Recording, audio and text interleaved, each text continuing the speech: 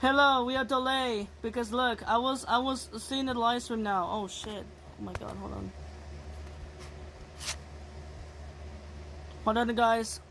Give me like few seconds now. I'm gonna go back because we're not from the start. All right, there we go. Hello, back. We are back for the stream now. We're gonna do some stuff in today. We'll talk about this reading stream today. We are sorry because we got delayed because I was looking stuff like other stuff. So, because we're gonna have to start over the video. All right. Enjoy everyone and make sure you get my channel support because you're not getting support my channel anymore. That's crazy. I know what we're gonna do. Yesterday it's Friday Night Funkin', but look at that. 2 hours. That was so short. I can't believe it. It is not giving me like 5 or 6 hours. So please do not see it on the right videos, okay? Thank you because this is private. And yeah, we're using this tablet. My tablet's back. So good. So now I can use this tablet all day and to make the bigger screen because I had to do that. So we are back. We are sorry with delay because I was looking some other stuff and read stuff, but now we are back now. Hello guys, we have streams on Monday and Tuesdays, so 8 a.m. so that's good time. So we're gonna have to start on those streams. And so we released it, the Deltron chapter 3 and 4 released it. We're almost there, so we're gonna have like 4 days left here because unfortunately this is not 3 days because you are different state or other stuff. So I'm gonna have to get enjoy, guys.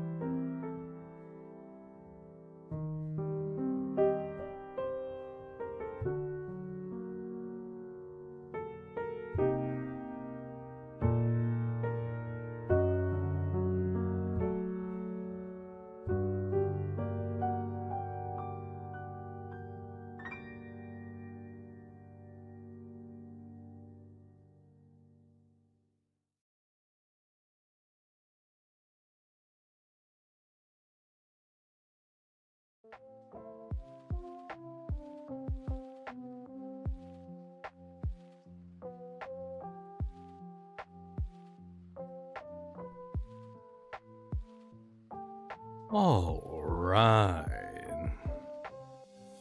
How's it going, everyone? Welcome. Welcome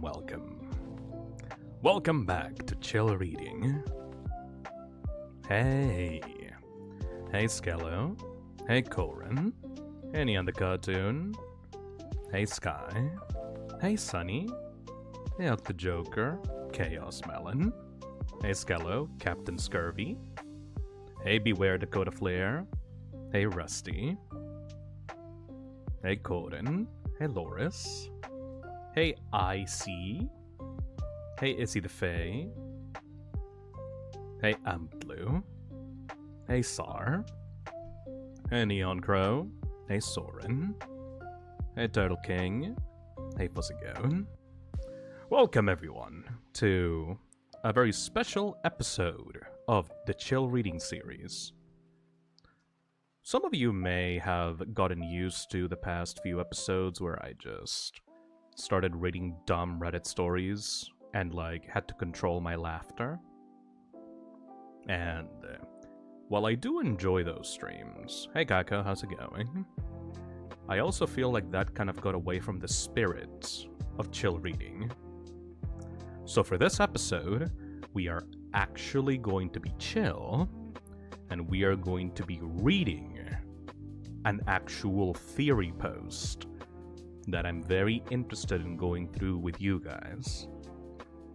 Hey Leslie, thank you for the 3 months. 3 months and 3 days until Deltarune. 3 days. Well, no, it's 3 days and 21 hours. We're still 4. It's still a good number. 4 days. 3 days, 21 hours, 40 minutes, and 6 seconds specifically.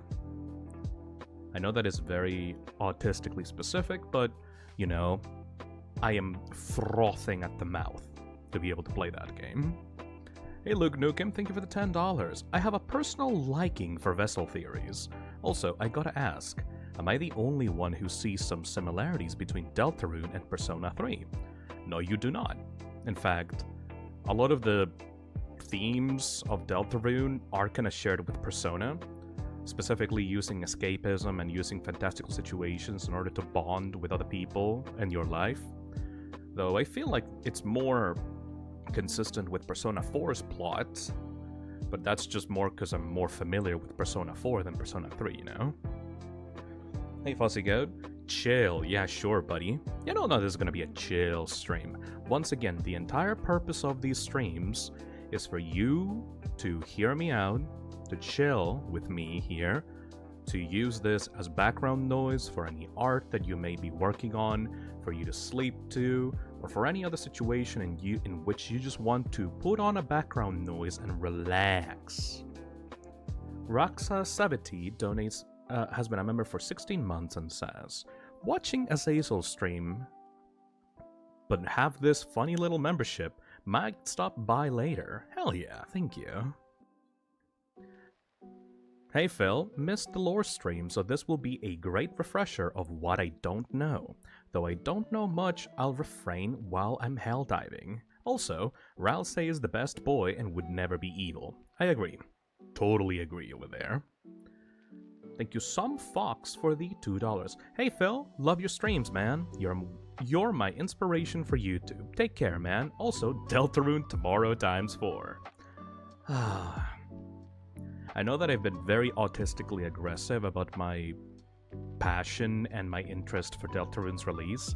I can't really be that way while I'm, like, doing chill reading though, but you can assume that I'm still boiling with excitement.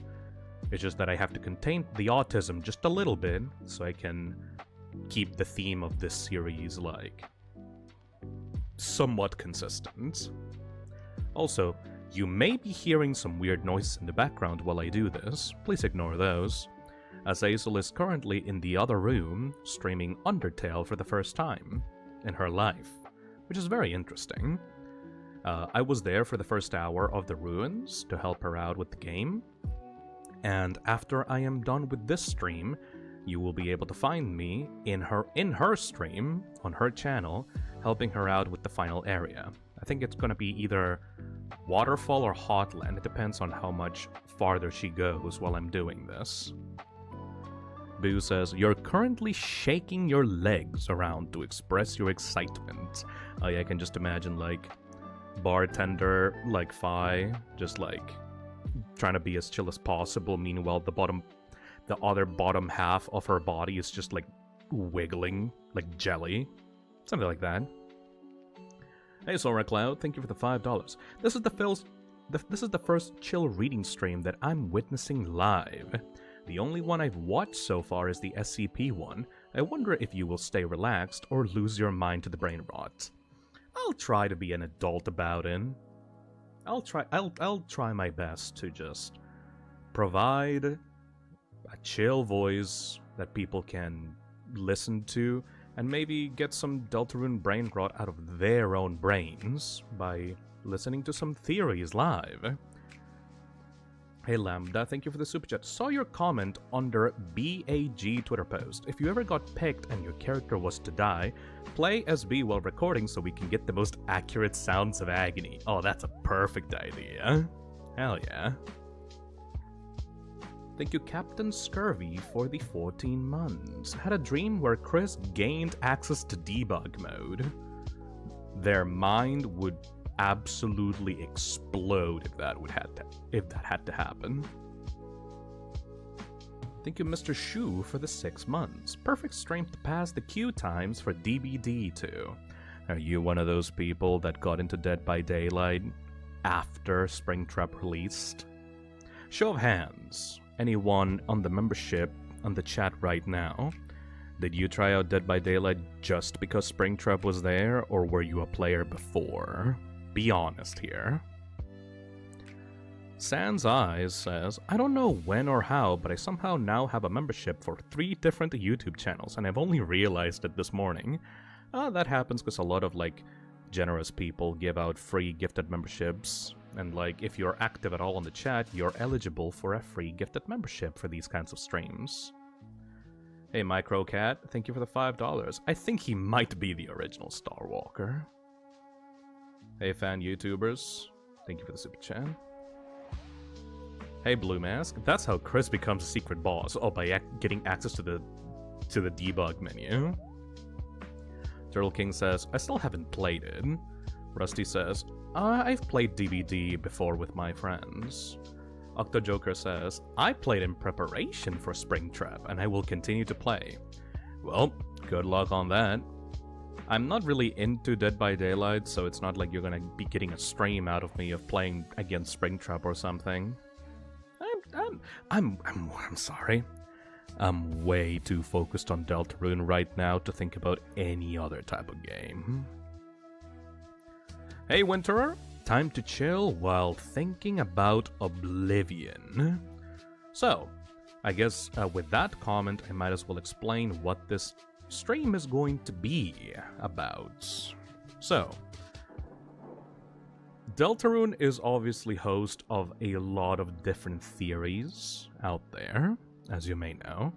A lot of YouTube content about Deltarune is about Deltarune theories. However, there are some people that like to take a moment and make like Google documents or like big Twitter posts to share their theories because they're not YouTubers. One of these people is Wandy Doodles, that I've been following for a while, and who's made some really cool theories on Twitter that I've really liked. If you have been active on Twitter for the upcoming release of Deltarune, maybe you have seen the Cat Mike RNG theory, which explains who Mike is and ties Mike's existence with the RNG aspect of Deltarune as a whole, and also to, what do you call these, the Cat Petters RPG that Noel played, that talked about in the blog for Spamton Sweepstakes. Well, Wandy Doodles is also famous in the Deltarune community for what we are calling the Oblivion Theory. The Oblivion Theory is a little Google docie that Wandy Doodles has pinned on his Twitter, bio, on Twitter account, and it has around 162 pages of content. Apparently it was longer before, but he has managed to cut it all down to 162 pages. And because I'm really interested in this theory, because I've heard some of the details about it, but I have not read the full thing, I want to use chill reading as a way to show people the theory, see what it's all about, get into the details of it, and maybe also give out my own thoughts as I'm reading this. Winter says, this is the Deltarune Theory Bible right here. 162 pages is pretty goddamn long. I think though that we're actually gonna have a lot to talk about though, because I don't think that this is fluff. I think that the thing that I like about Wandy Doodles' theories is that he takes everything into account. From the tiniest little details and scraps of dialogue the characters give you to the overall themes of the story, everything is accounted for whatever theory or thought Wandy Doodles wants to post on Twitter. So I reached out to Wandy and asked him for permission to read this out to you guys and have a live discussion about the Oblivion Theory. I think last time that I heard about the Oblivion Theory, it was in a giant post / form, a Google form, to give get people's thoughts on theories, and the Oblivion Theory was so long that I didn't actually bother to read what it was all about. Now I get to correct that mistake and actually properly read it out to you guys. Chris Clear donates $5 and says, "Been replaying Deltarune with friends voicing, but we are convinced there will be a Megalovania Susie. There is a YouTube song for it that's peak." I have definitely heard it. I'm also a believer of Megalovania Susie, though I think that will be reserved for the weird routes. It won't be, like, in the main route. Though you will probably still fight Susie, or at least Chris will fight Susie, whenever she learns that her friendship with Chris was built upon the player interacting with Susie. I am a full believer that Susie will have a massive crash out, like maybe around chapter 6 or chapter 7, you know? Skello says, "I've never heard of this theory before until this week, from what I remember, so I'm quite interested to know what's going on." Well, might as well get right into it, right? Dr. Joker, also Phil, have you heard that Toby has confirmed in an interview that no Homestuck music will be used in Deltarune at all? Yes, I have heard of that, but fuck you, I think that's a lie. Well, not really a lie. It's more like, legally, he can't just say, yeah, no, we're putting Homestuck stuff in our game. But at the same time, using motifs is not just straight up ripping a song off and putting it in the game. Like, Toby likes to take motifs and leitmotifs and use it in his projects. He references a lot of stuff from other different pieces of media. I fully believe that whatever song he may have cooked up before the release of Undertale is probably going to be reused in some manner in Deltarune. So, I don't fully think that Penumbra Phantasm is dead, as some people might say. Maybe I am coping, I don't know, maybe I'm super coping, who knows? But I personally believe that technically, no Homestuck songs will be used in Deltarune, but motifs from those songs that Toby composed will appear in some capacity. We'll have to see though. Penumbra Phantasm was used at the end of Undertale anyway, like in the fight with Asriel for Hopes and Dreams. By the way, don't say that to Azazel, she's currently streaming Undertale right now and doesn't know anything about the True Pacifist run. But anyway, I mean, Mettaton's theme originated from a comic theme. Yeah, Blue Mask. There's a bunch of stuff that Toby reuses for his games because he loves to reuse motifs and like play around with them and change them and adjust them. So I fully believe that no, legally, no Homestuck songs will be in Deltarune, but there will be a lot of allusions and motifs reused from that era of Toby's work. Mr. Shu says, I am such a Penumbra head, I really hope you're right, especially because Penumbra is in the Dark Fountain theme. I know, right? After someone, like, told me what Penumbra Phantasm was, I had to watch, like, multiple videos about what Penumbra Phantasm was about, and I just fell into, like, a complete, like, a rabbit hole for, like, a month. It was awesome. Winter says, Nightmare Night Melody is already literally in the game. Yeah, exactly. Ace Drawing says, there's a difference between straight up using other music in your own production and using motifs in your own music. Exactly. Oh yeah, speaking of which, might as well reveal this now since we are in the topic of that. Tomorrow, I have a very special thing to reveal to you guys. You know how the intro song for the Toxic Cesspit was composed by my friend Lyra?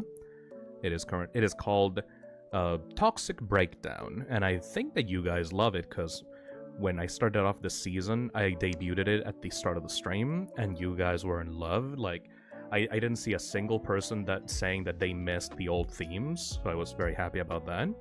Well, I thought about it and said, well, if people really love Toxic Breakdown and if they love the intro theme, of the Toxic Cesspit, why not continue it and hire other musicians for more original tracks for the streams? You know what I mean? I don't want to replace Toxic Breakdown. In fact, it will remain as the intro theme for the foreseeable future. But what about in the hangout portions of the streams? What about moments where I want to just chill with people and talk to them? I still need to like use YouTube clips and YouTube chill mixes to be able to do that. So I decided that I would talk to a musician and commission them for a chill background track. So, since Deltarune is on my mind, I decided to contact the Winterer, who's on the chat, by the way. She's right there on the chat.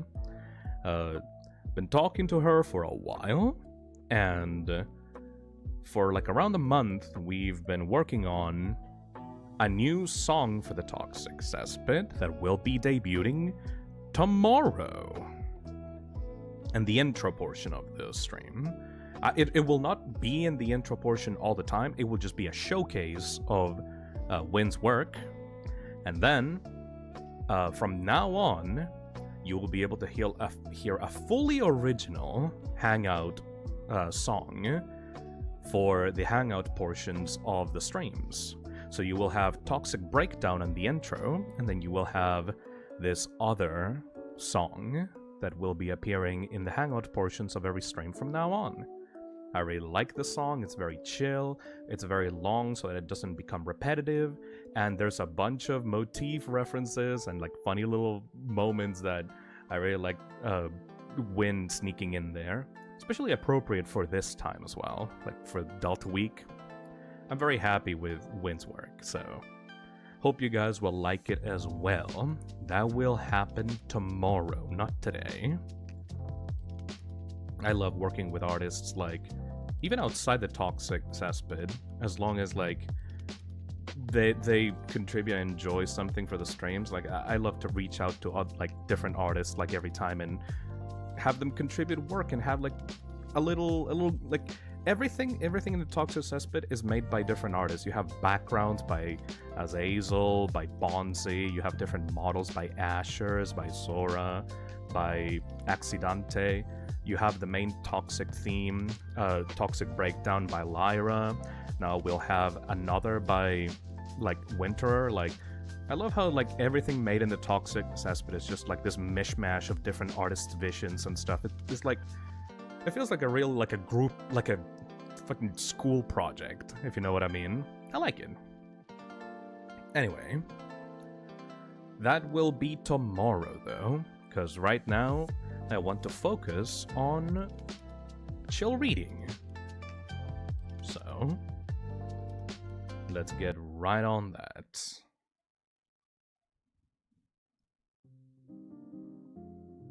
We will be starting our reading of Deltarune, The Oblivion Theory. For those that joined in and skipped out to this part from the chapters on the VOD, welcome. This is gonna be a long boy. This theory is around 162 pages long, made by Wandy Doodles on Twitter. I asked them for permission, so no issues with that. I will be reading this out to you guys, and then I will take some pauses here and there to give my thoughts on the material, and maybe read out what people think about in the chat. But once again, this is all made for you to put on the background and just use as background noise while you're drawing, or sleeping, or chilling out. So, if you don't want to comment and just want to use this to relax, be my guest. Let's start. The Oblivion Theory for Deltarune is an in-depth analysis of Deltarune written by @WandyDoodles, with the help of my boyfriend, which tries to analyze what the game is about in its entirety. It covers everything there is to know about the meta-narrative of the series, what the themes of the games are, why they were made in the first place, and what the game wants to leave you with.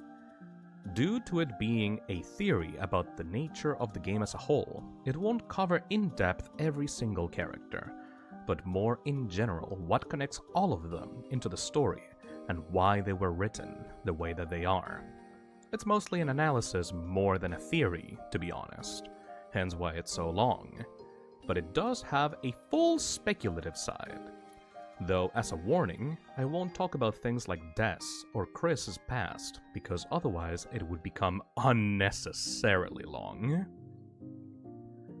The idea is to ask all those sort of big, main questions regarding the nature of the story, and attempt to explain them. What are Dark Worlds? Why does Chris rebel against us? What does Gaster have to do with the story? What is the game actually trying to convey? This theory used to be contained in a very long document. However, I decided to make a new one for multiple reasons. Not only was that document too chaotic, but also it was made when I was a minor who knows nothing about the world. As a result of that, and English not being my first language, it was explained in a way that didn't appear simple for everyone and lacked a sense of order. It was a mess. With this shorter document, I am confident I was able to summarize everything regarding the theory in a way that everyone can understand. Or maybe I didn't. Feel free to break my heart and tell me if that's the case. Don't worry. I will. I'm brutally honest. But before diving into Deltarune, let's talk about Undertale.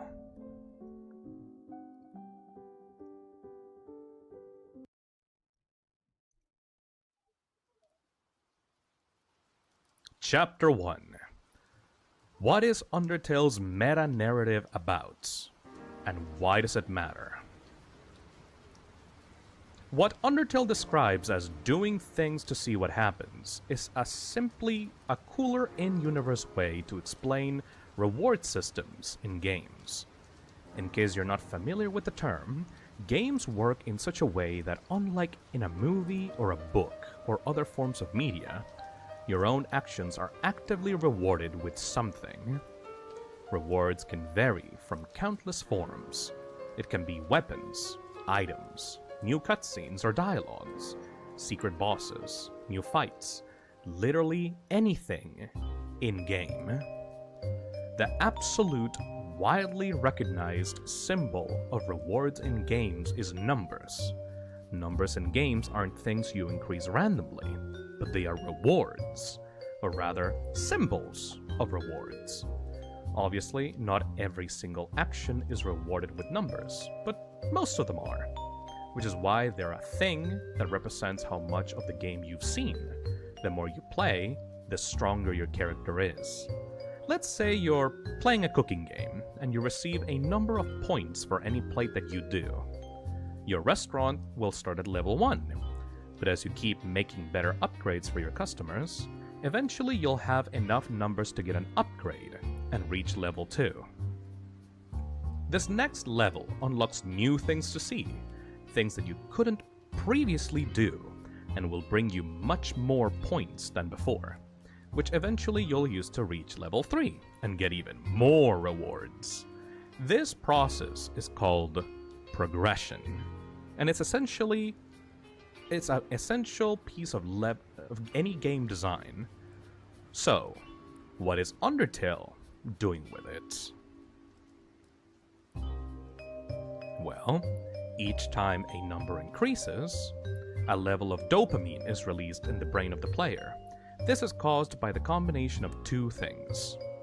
Curiosity. If I tell you that at each new level you unlock something new, of course you're going to be curious and eager to reach that. Often becoming impatient. A player who's not curious enough to grind for the secret 99 attack weapon won't be as strong as a player who focuses on other parts of the game. Number 2. Satisfaction. Getting a reward for your actions, regardless of what it is, feels good. It makes you feel accomplished, and you always want more of it as your curiosity becomes stronger. In turn, Numbers are addictive. You can find countless websites talking about this. Many of them are much older than Undertale itself. If you've ever played mobile games as a kid, it's likely at least once you found yourself playing for hours on some shitty levels made as a scam. You may have realized while playing that the game itself isn't even that fun. You're not even playing something of high quality, but the singular existence of progression and knowing you can keep getting stronger and unlock newer and newer things is enough to keep your eyes stuck on the screen for hours. We could spend time studying what exactly causes this addictive nature in reward systems, but that's not the point here. When making a game, you always have to keep in mind an important question. What does someone get out of playing this? What does your game give to people? To this question, usually, many answers come out of it. There are extrinsic rewards, intrinsic rewards, and many possible progression systems built with it. For the purpose of Undertale's message and design, though, we're going to divide the game's purpose and rewards into two. Number 1. A short-term reward. This refers to anything we've mentioned so far. All of the physical and quantitative rewards of the game. Numbers, progressions, rewards of any kind. It's all that fun that you get from treating the game as a toy. Until eventually, it starts not having fresh things to show you anymore, and it becomes boring. This is especially visible in offline games, but online games work the same way. Playing Smash Bros. For the first time won't feel nearly the same as the 200th time. These are also called extrinsic rewards. Number 2, a long-term reward. This instead refers to all those rewards that aren't inside the game, but untouchable. Memories you make during the game's short-term fun, an attachment to the characters, satisfaction from finally defeating a hard fight, the friends you've made along the way, so to speak. A game about depression can help people with depression feel seen. This reward from the experience exists outside the game, and all that short-term fun it contains as it is, instead, something you carry with you for a long time. The issue is that if you play or make a game focused only on the short-term reward, the game is nothing more than that. The characters are nothing more than toys, and playing it loses meaning once you already know what happens. It turns games into dolls to play with it for a while and then throw away in the garbage when they get broken, and buy the newest, much cooler doll that can shoot lasers now. But games can be so much more than that. Undertale, in its entirety, is built around this concept. The characters are meta, quote-unquote, because this is meant to be a game that behaves like a world. Stuff like save files, resets, heck, even literal shop interfaces. They're all part of the main narrative and world building of the game, as elements that the characters can interact with. It's not a world that works like a game, it's more like a game that works like a world, where the gameplay elements and mechanics are more than just a robotic set of codes, but exist as embodiments of what they mean emotionally and philosophically. A lot of Undertale is about trying to explain parts of a video game in a way that doesn't just reek of, well, games. Determination is the most important example, being your dreams and wishes towards the game's world that manifest into the player's literal power to save their game. And the strength of your determination will determine, pun intended, how far you're willing to go to reach your goal. If you'll keep trying to reach your hopes and dreams, or give up on that determination, which means that you would quit the game. Everything in the design of this game is a fight between the short-term reward of the game and the long-term one. Normally, these two things can coexist in a game, but here you have the option to play this RPG as anything but an RPG. You don't have to kill the monsters to get the rewards. You can spare them, dance with them, talk with them, hear their troubles. You can treat every little part of the game not as a meaningless short-term diversion, but as individuals. Does this have any merit? Any benefit? Well, it's up to you to answer that.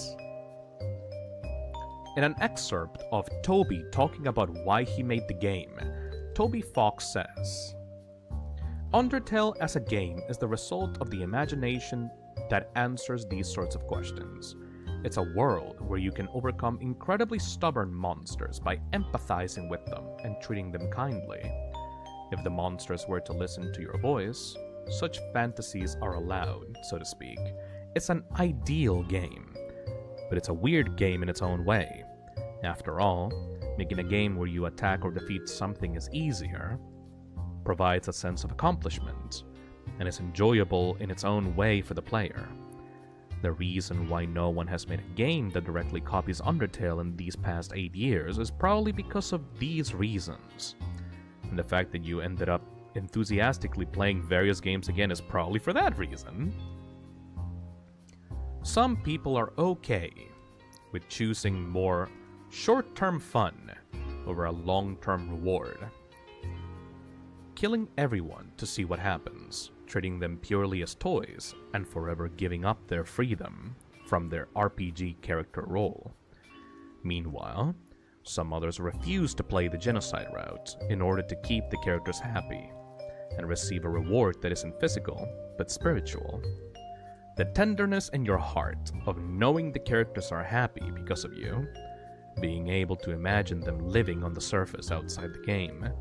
To the creator, that reward is more valuable than any amount of additional physical content that you could ever get.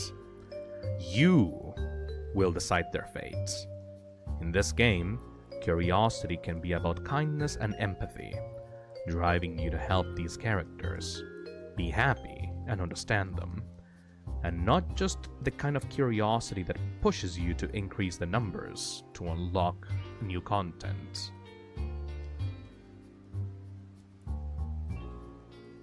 When I say every design element of the game is built around this, I'm not exaggerating, by the way. Humans and monsters.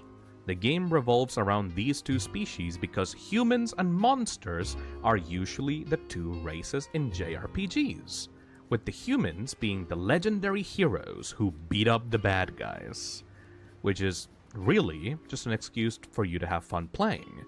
In this game, humans are the bad guys, and monsters are just misunderstood creatures who would gladly be their friends if only someone listened to them. Pacifism and genocide.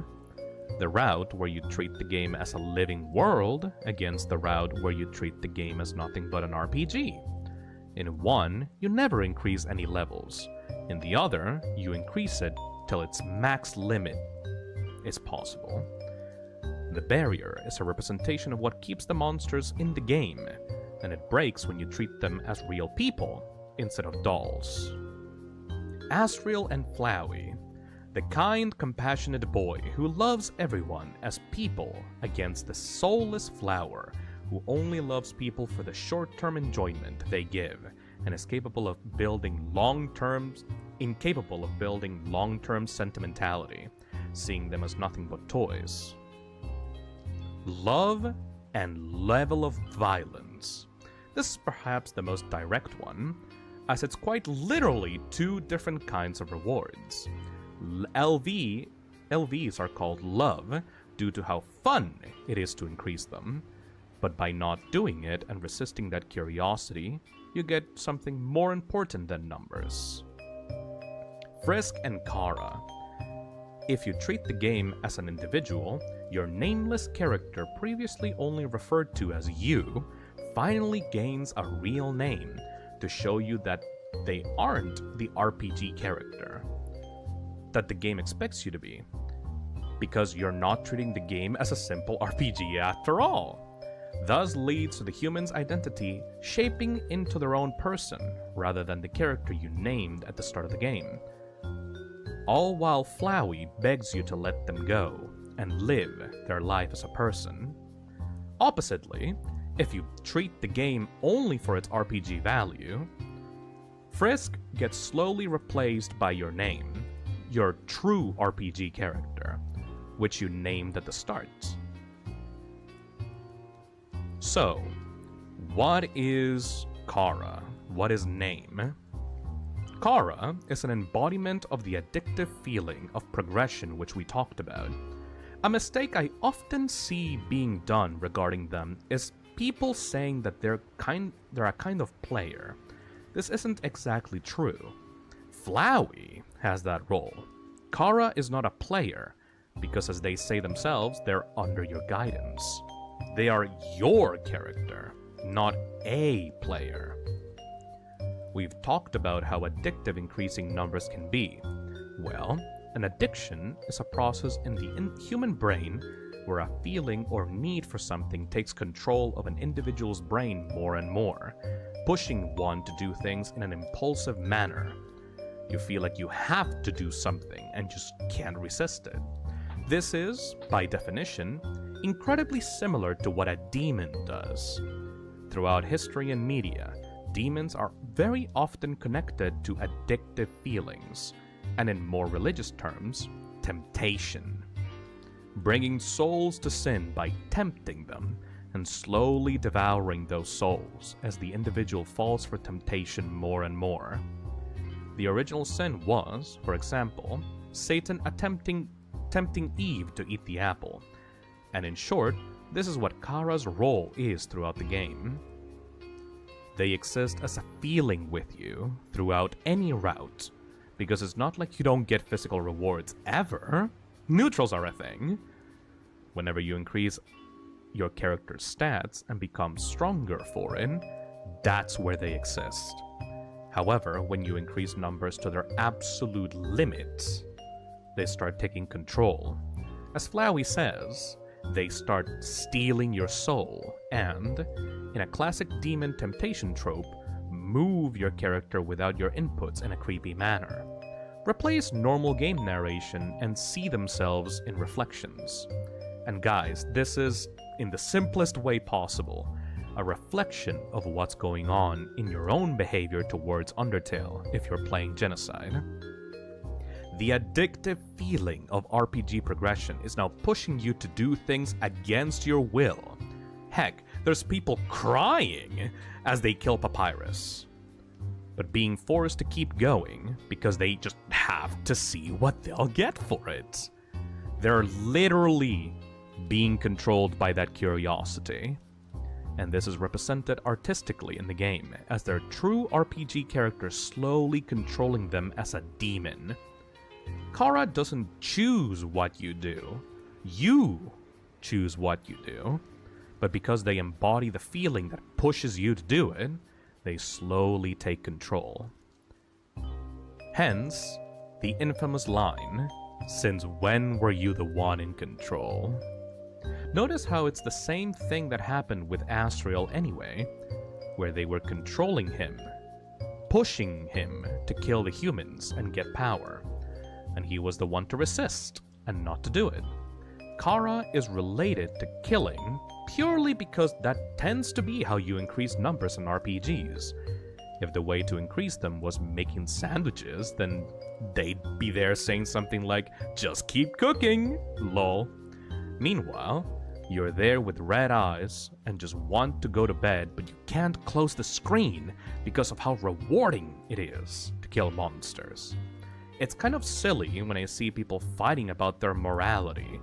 They're clearly soulless during the game, but being evil is not the point of their character anyway. Kara's focus is the answer to the question, what could bring an RPG protagonist to want to increase their stats and gain power? since it's implied Kara felt powerless for most of their life due to the humans not treating them well.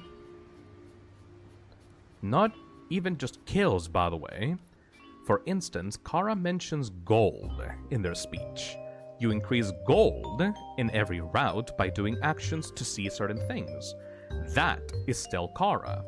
The concept of becoming stronger is more than just a physical strength. It's not a feeling that exists only in the genocide route. This route is just when this feeling becomes too much for Undertale's world to handle. We've said Undertale is a game that works like a world. Well, here you are, annihilating that second part. The world dies, and only the RPG part remains. Take a look at this interaction/quest in the normal routes. Hello, I am a snowman. I want to see the world, but I cannot move. If you would be so kind, traveler, please, take a piece of me and bring it very far away. This is the snowman that you find in Snowdin at the beginning of Undertale. At the end, when you get to the neutral end of the route with the piece of snow in your hands, Sans makes sure to tell you, you made a snowman really happy. And now compare it to the genocide routes. Hello, I'm a snowman. I cannot move. Traveler, if you could. You got the snowman piece. Oh me, oh my, what are you doing? Soon there won't be any of me left. You took another snowman piece. Stop, please. You got the snowman piece. Now it's just a useless pile of snow. In the route where you treat the game as a world, you listen to the snowman and choose to help them or not. In the route where you treat the game as only an RPG, the snowman is not an individual, but a healing item. Your character doesn't even allow them to finish their sentence. They ignore whatever they're saying and take a piece. And then another. And then another. Until it has nothing left to offer them, making it a useless pile of snow. The general point is that in this game, like any game with numbers, increasing them unlocks new things. You even get 2 incredibly cool fights for it. Kara has a highly self-referential part of the narrative because they embody something within you. They're always with you through whatever game you play. Toby refuses to make merch of them, saying that they're not something you can buy in a store. They define themselves as the demon that comes when people call its name, because that's what happens at the start of most games. You name your character and call their name. And from that moment forward, the demon appears, and your own character starts tempting you into the addictive quality of progression in video games. The thing about reward systems is that they are not real. You don't become better in real life, only your character does. It's why it's called short-term in the first place. These rewards stop existing when the PC is closed and you're back to reality. It turns games almost into work sometimes, having to go through hours and hours of boring grind just to have that additional fun reward you were looking for, and getting impatient while doing so. Focusing too much on these risk-making games. Pointless once they're over, like the snowman. And it's here that the next world bit comes in. Kara asks you to play you two to go play something else, because this game is over. It is now pointless to play for them. There is nothing left for you here. It's why Toby sees Megalovania as the music embodying the absolute end of the game, why Sans tells you that soon there will be nothing left for you to see, and why Kara is so connected to the number 9, the highest possible single digit, and the cap for most stats in games. To them, this world is useless crap outside of that short-term fun it just gave you, outside of power. But to many of us, Undertale is more than that. let us erase this world and move on to the next. This is where the subject of the soulless route comes in. After the game is over, Kara was supposed to delete it from your PC entirely, and you had to manually install it back before finding yourself in the Abyss dialogue. The game has barely anything left for you, especially since the route is built mainly assuming that you've already played the main one, but you cannot accept that. You are not able to accept that it's all over, that the game is nothing more than a toy, that now has to be replaced with another world, because you love Undertale, in a way that soulless beings like Kara or Flowey struggle to fully comprehend. In order to get the game back, you have to give your soul to Kara. This, of course, is a classic deal with the devil trope, but the point behind it is incredibly symbolic. Nothing much changes in the game itself, except for the pacifist ending. Remember what that ending, what Frisk represented? The long-term reward, the character's freedom from the underground, but as a clear metaphor for the game, because you treated them as individuals instead of toys. They're allowed to be more than that, to get out of the Undertale, to do things we would do in our world, and do silly human jobs. The nameless RPG protagonist is allowed to be Frisk, and these characters and your bond with them will live forever in you. But if you played Genocide, you didn't actually treat them as individuals at all. You've had your choice. You had your moment to keep that long-term irreplaceable value. You had the moment every single second throughout the Genocide route to stop. But you didn't. You chose the short-term reward of the game in exchange for that memory of perfect bliss, and your experience is forever affected by it. You can change all the files you want, but you can't erase from your head the knowledge of what you did. Hence why Kara replaces Frisk in the end, and you get the unsettling picture of all the characters crossed out in red. You chose a short-term reward, diversion, over your bond with these characters. What Undertale is trying to say here is that if you were truly only like Flowey or Kara, and you didn't care about any of these characters outside of the entertainment they give you, this wouldn't be affecting you. In fact, you wouldn't even be here, delusionally being unable to accept that the game is over. You would already be to the next world, without caring about the characters as people. And well, some people don't. Some people genuinely don't feel bad. Some other people feel bad but are perfectly capable of understanding the consequences of their actions, and that the game has nothing left for them, so it's easier to just move on. But to many, it isn't.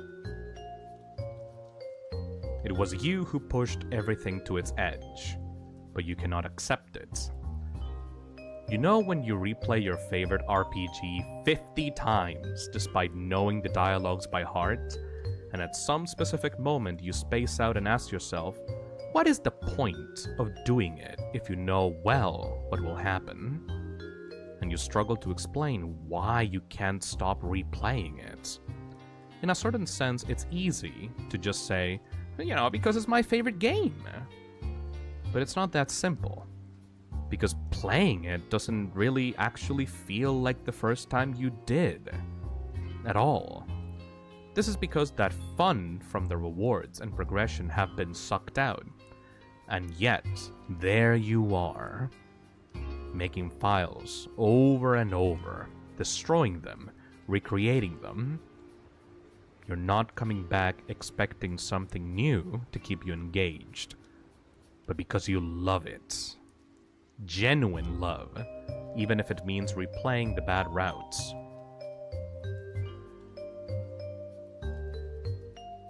You are racked with a perverted sentimentality. After the Genocide is completed, you can replay it how many times you want, and Kara will be stuck in a single dialogue commenting on this sort of perverted love. and how you can't accept that the game is over, and thus you keep coming back to it like it's a magnet, instead of moving on to the next world like they asked you to. You can't move on. Moving on is a very important subject in this story. Sans, for example, is someone who struggles to move on from his past. And in the pacifist route, you show him that maybe he doesn't need another life to be happy, and he can find peace in this one. The game wants you to move on after pacifist and not to reset it, but it's harder to do it now, because if at the time moving on meant keeping the long-term reward of the game, the character's freedom, now you don't have that. You're basically leaving behind a broken world. And it's here that you start asking yourself, was it worth it? Because maybe, hear me out, just maybe, you care about this game more than you thought. Maybe you didn't need to see everything after all. You just needed a good memory. Maybe, if you could go back, you wouldn't reset after the true pacifist. And this is why Kara, looking at your sentimentality, hits you with one of the coolest and saddest quotes in the game. This feeling you have, this is what I spoke of. Unfortunately, regarding this, you made your choice long ago. In the end, I wouldn't say Undertale is criticizing something in particular in the strict sense of the word. It's more a love letter to what makes games valuable, what makes them more than just toys to play with. That's what I meant earlier when I said Flowey is wrong in thinking about characters are nothing more outside of the short-term fun they give you. Games can change lives, and if there is a part of you, even a small part of you, that would like to talk to the monsters you see while playing Earthbound and treat them as people, then maybe it's worth doing it in the game that allows you to. Maybe you don't need all the love and pieces of snowmen in the world. You just need a single piece of snowman to bring very far away to see their smile. Or a piece to lose somewhere and remember their disappointment. That works too. Don't be a hero, be a friend. Don't do things to see what happens. Do things to spread love, like only a human could. Create a special connection with what you're playing, because in the end, that's what makes a game alive. And perhaps you can receive something from it that sticks with you, even after the end is reached. Who knows? Maybe for your entire life.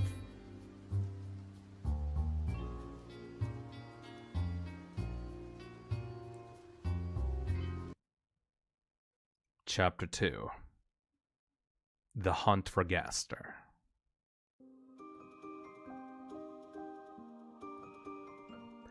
As I'm sure you know, Undertale was a massive success. This could make some people assume that this game is a sort of response to this success. Well, in a way, that is true. Toby Fox revealed something very interesting about Deltarune, that it came before Undertale. Not only that, Undertale was born while he was trying to make the game we now know as Deltarune. He claims that after he started making Undertale, he decided that his next game would have to be a mix between the concept he had in mind and Undertale. The reason I wanted to make this clear is that it can help us understand why these two games are so connected by similar subjects. They created each other, if that makes sense. If you've been a big Undertale fan since the very start, you're probably very, very familiar with the character of W.D. Gaster. If you don't, there's lots of videos online you can find of people explaining the long history behind this character. But to keep it short, he was the old royal scientist in Undertale, relating to a sort of experiment with darkness. No one really understood what that meant at the time, but that was intended.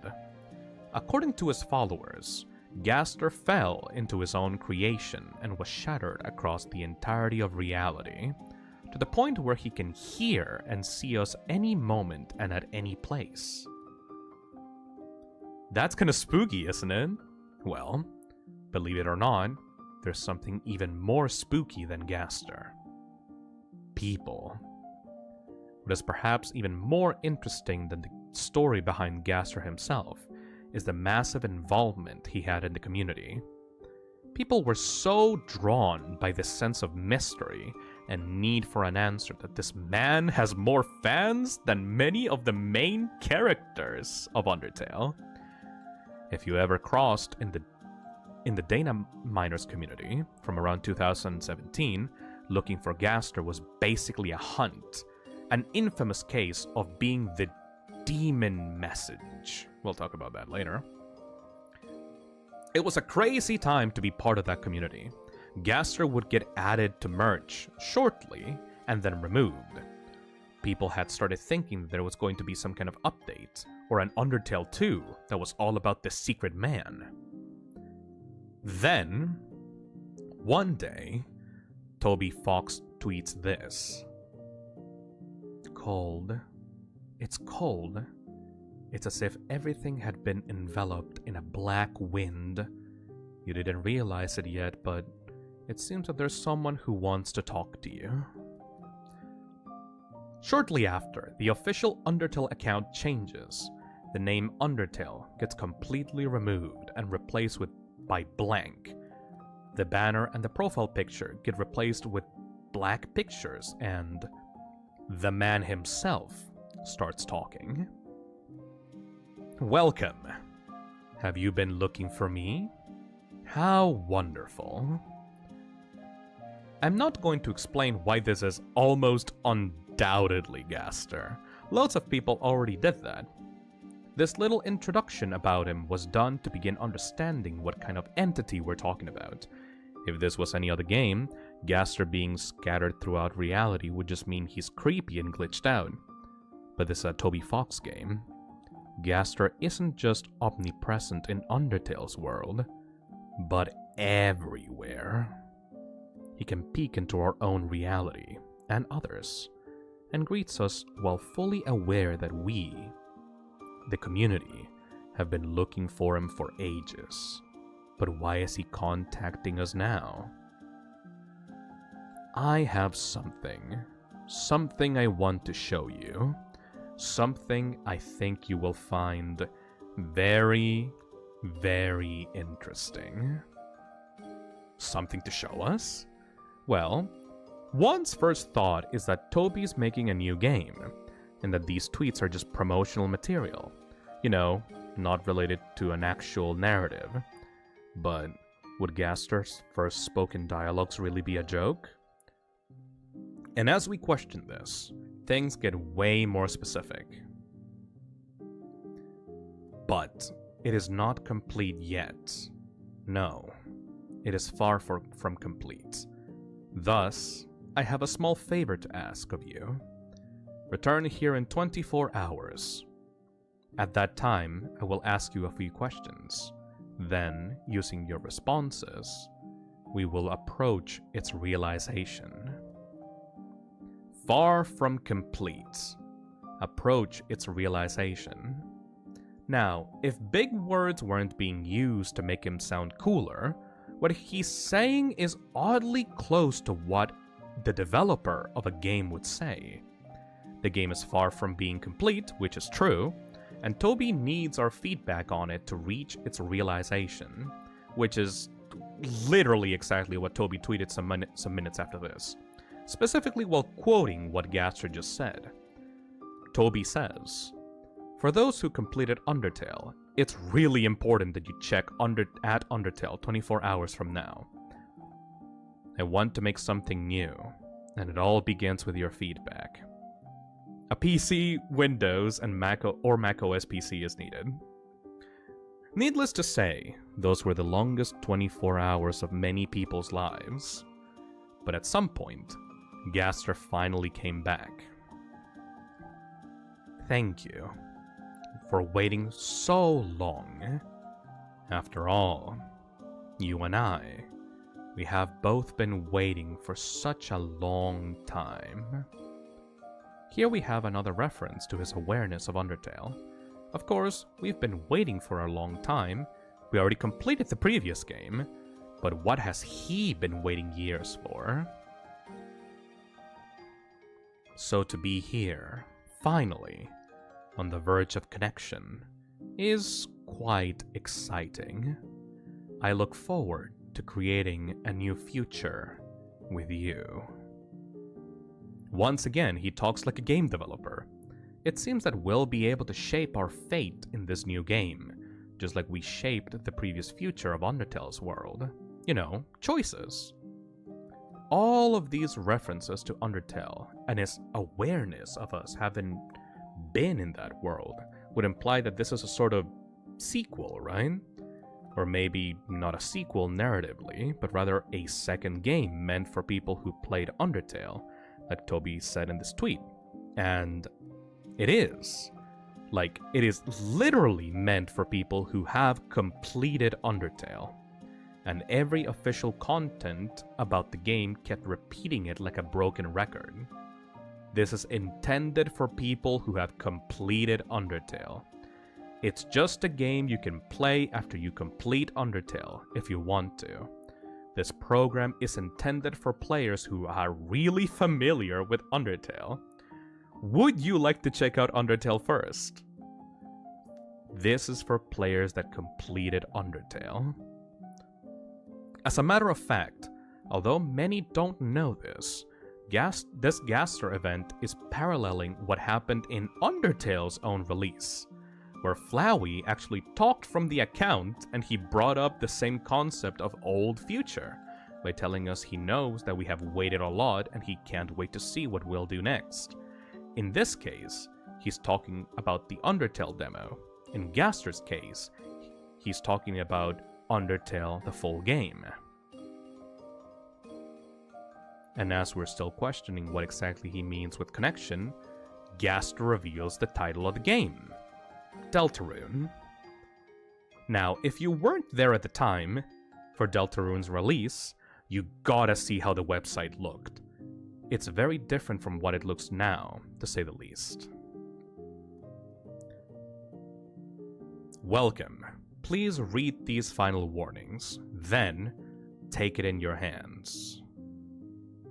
There may be moving or flashing imagery. You may have to override security protocols to use the program. For public safety, you're advised to refrain from discussion of the program for 24 hours. You accept everything that will happen from now on. Here he is just casually admitting to be able to see us, by asking us not to discuss the program online for some hours. What is happening here makes it almost look like whatever game Toby is making is being made by Gaster in the narrative. But how in the world is that even possible? Everyone started downloading this program, thinking it was going to be some kind of survey to understand what people like or prefer and shape whatever game will come later. I mean, it was literally titled Survey Program. Oh yeah, not even the license agreement of the program is safe. He is there as well. As you open the program, you're greeted, not so surprisingly, by a direct continuation of what these tweets said, confirming they were indeed more than just a joke. Noticeably, the title of the window of this program is called Contact, not Deltarune.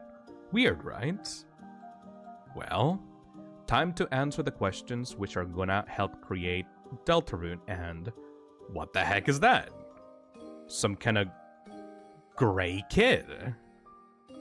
For whatever reason, all the survey's questions are about a character.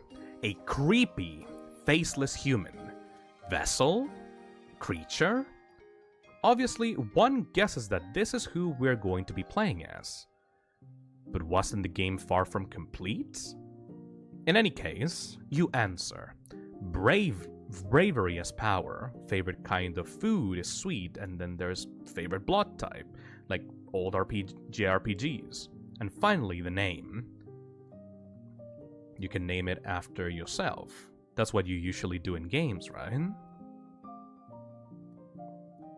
You and your character are not the same entity.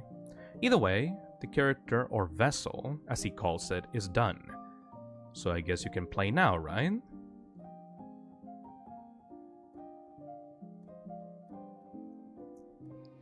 Chapter 3: Reality versus Fantasy.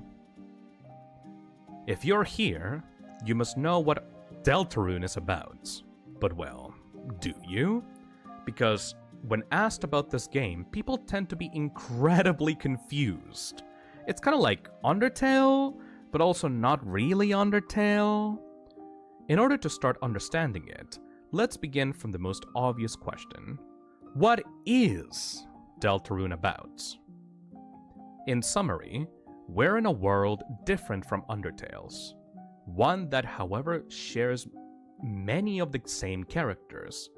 From this world, called the Light World, the protagonists Susie and Chris, a monster and a human, discover a magical fantasy place in the closet of their school, called the Dark World. Here, they get told that they are legendary heroes, destined to save the world from the big bad guys. In fact, it seems that what creates Dark World is something called fountains? Basically geysers of darkness extracted from somewhere under the ground. And a certain knight has started recently making these geysers. And if too many are released, they will destroy the world. Many reviewers have talked about this, but on first glance, this is an incredibly classic and trivial premise for an RPG. It's something you'd expect in an old JRPG from years ago, not a Toby Fox game. The journey throughout this dark world in the first chapter is very surreal.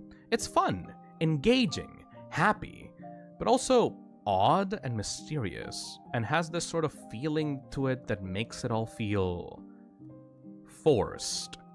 Constant bright colors, happy tunes, classic tropes, the characters treating you like the second coming of Christ, even though Chris and Susie are just random students? This feeling only increases as odd moments break through the seemingly classic story, with Susie saying things like, "It's like nothing I eat here matters." It's almost like a dream. However, there is one specific scene that starts making things almost unnerving. At some point, the gang begins talking about happiness. Ralsei says, That's because you're alongside the Lightners, Lancer. Our purpose, Darkner's purpose, is to assist them. It's the only way we can truly feel fulfilled. According to Ralsei, Darkners, Dark World beings, their entire life purpose is to serve Lightners, Light World beings, and this is the only way Darkners themselves can feel fulfilled and useful. Like toys. Toy Story reference. Obviously, this makes Susie uncomfortable. It becomes clear that Darkners are meant to make Lightners happy, and it's not completely clear why at first. You follow this classic adventure, reach the final big evil boss and defeat him, and finally find the fountain. You seal it, like the prophecy says, and then you wake up in the old classroom. Suddenly, you start realizing why this is a Toby Fox game. Every enemy, every area, every boss, every puzzle, every deep lore about this place was just a room full of toys. The crazy story about gods locking us in a prison is just the teachers of the school choosing not to use this classroom anymore, thus preventing the kids from playing with these toys and denying Darkners the possibility to fulfill their purpose. Everything slowly starts making more sense, especially as you get to explore the Light World, the world outside. What starts becoming clear is that this world outside is mimicking our own. It's mimicking reality. If you remember, when talking about Undertale's meaning, we touched on the subject about how characters' freedom was the literal freedom from their role as toys in your hands. Them doing jobs and things that we do in our own world, on the surface, like driving a car, having sunlight, living normal lives. Well, that is exactly what the light world is. What Deltarune did was take all the characters in the underground from Undertale, who were previously just RPG monsters, and take away the RPG part from it, put them into realistic contexts, a classic town with classic rules, normal food, normal laws. The powerful 6 human souls are just 6 cool flowers now, which do not talk. There is no war, there is no underground, there is no Undertale. In Undertale, Toriel used the literal RPG magic of her kind to prepare food, leading to the stovetop being perfectly clean. But in the light world, it's just a normal stove. Here comes the funny, small, absolutely not important issue with this. The light world sucks.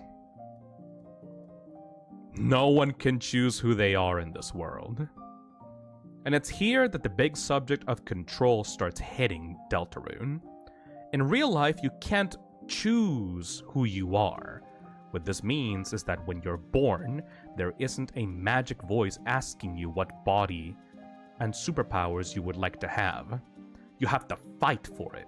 You have to fight to be yourself, to be free, and to have your own control. That's why you're not allowed to play as your character in the light world. It's just not how things work around here. And this is visible through every single member of the main cast of characters. Chris is an adopted kid who has a hard time fitting in and understanding themselves, complex relationships with their brother, terrible fear of growing up, and struggle to even fit in what for others is daily life. Susie closed herself into the role of a bully in school out of fear of being hurt emotionally, as she's probably scarred by profound family issues. Noelle struggles to say no to anyone, including life itself, has been dragged around by fate for her whole life, unable to have control on it. She lost her sister and is losing her dad. She admires Susie for her ability to kick fate in the butt. Birdly, a clearly neurodivergent bird if you ask me, kid in desperate need of affection from someone, tries to be at the center of attention and ends up building expectations around them that he can't maintain.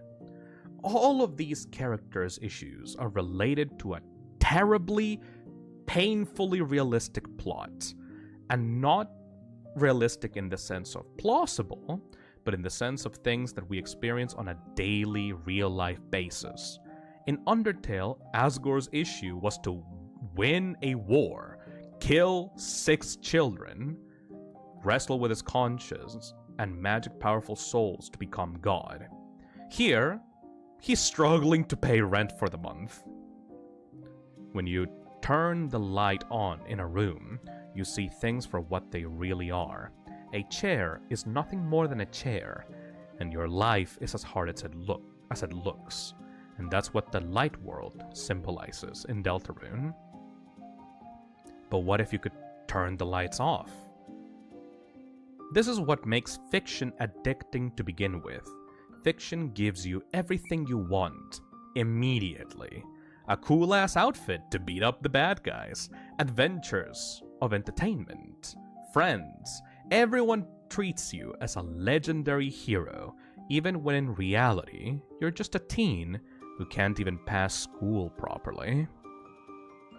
That's what the Dark Worlds are. A fantasy.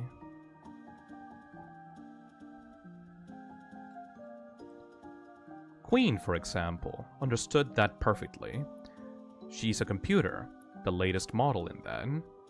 Unlike King, who's bitter and damaged by Lightners not playing in the class anymore, Queen isn't just being controlled by Lightners, but Lightners are being controlled by her. She's technology. We're addicted to it. You're using it right now to listen to this stream. Queen is so used to Lightners that she believes to perfectly understand what they need. Escapism. Screens are a pause button, a break from life's sorrows. So, if she could make this break their entire daily lives, by covering everything in darkness, they wouldn't need to suffer anymore. That's what her plan in Chapter 2 was about. And you know what's crazy about this? She's kind of right. Where Queen fails is that, as a robot, she doesn't really understand how emotions and happiness work. In her computer mind, it's all calculation. She's mathematically correct, but feelings aren't rational. You can't control someone's happiness. You can't tell them how they should feel, like you tell a computer to perform a task. And just because Lightners are happier in Dark Worlds, it doesn't mean that forcefully dragging a teenage girl in a cage and terrorizing her will give her the will to create more Dark Worlds. At some point, it becomes crystal clear what this game is about. It's emotional and heartbreaking to see Susie not realizing that Lancer turns into a card outside of darkness, daydreaming about basically replacing their real life with these fantasy characters. But darkness is the absence of light. A life like that wouldn't be, well, real life. It's this contrast that Toby's writing style seems to always have. In this case, it's light and dark, reality and dream, choices not mattering versus choices mattering, so on. Susie and Chris are kids with super hard lives, days of boredom, pain, lack of hope. Then suddenly, they're heroes, and life starts feeling fun again. Their hope comes back, their fears get reduced. They meet wonderful people and start socializing, because that is the power of fiction. And it's what Deltarune revolves all around. It really only takes a quick look at darkness to notice it. First Dark World, toys and board games. Entertainment methods created by humans. Second Dark World, internet, technology, entertainment methods created by people. Third Dark World, TVs and programs. All things we use to escape the pain and sorrows of our difficult lives. Despite all of this, though, there's still something a teensy bit weird about this story. You. Because, sure, this is amazing, but what does Gaster want from us? No. Even better. Why are we here? What does the story about escapism have to do with us controlling Chris? Who is making Dark Worlds? Why? These kinds of questions mix around in the player's head as they play, and create a similar feeling to what it was like to try and understand Gaster back in the start of the fandom. Personally, the question that interested me the most when playing this game was another. Something that I don't see being brought up often. Amongst the many, that's a little weird moments of Chapter 1, there's something that immediately caught my attention. Ralsei says, "Sometimes proceeding will take all three of us. Furthermore, only Chris can seal the Dark Fountain, so if you don't accompany us, you won't make it back home." Ralsei claims that only Chris can seal the fountains. This is a bit different from what the super awesome epic legend claims, which tells us at the start that only the heroes can seal them, and even sort of shows them doing it together. But that's not what I'd like to focus on. My question is, why is Chris the only one? This is kind of a big deal, because sealing the fountains is the whole goal of the game. My first guess would be because they're a human, but that doesn't seem to be the case. Humans in the game are put on the same level as monsters, peacefully coexisting as Lightners. As a matter of fact, Toby said in his original idea for the game that everyone in the light world were humans. Not only that, but the very thing that characterized humans in the first game, determination, is not what's needed to seal the fountains. It's the polar opposite. Determination is what creates them. You seal them, as one could imagine, through light. A strong, super powerful light. More powerful than darkness. Even more powerful than lightness. But didn't light represent reality? What could this power be? What could ever be inside their soul that is so real that it can cast away these worlds of fantasy? What could it be besides you? Toby Fox, talking about indie games, says, when a player whose heart matches their creators, something strange happens. The player's hearts begin to shine. The game screen flashes like a cursed mirror. The player will be changed forever, and they may receive an incredible amount of hope from playing your game. This is the power of indie games. Chapter 4.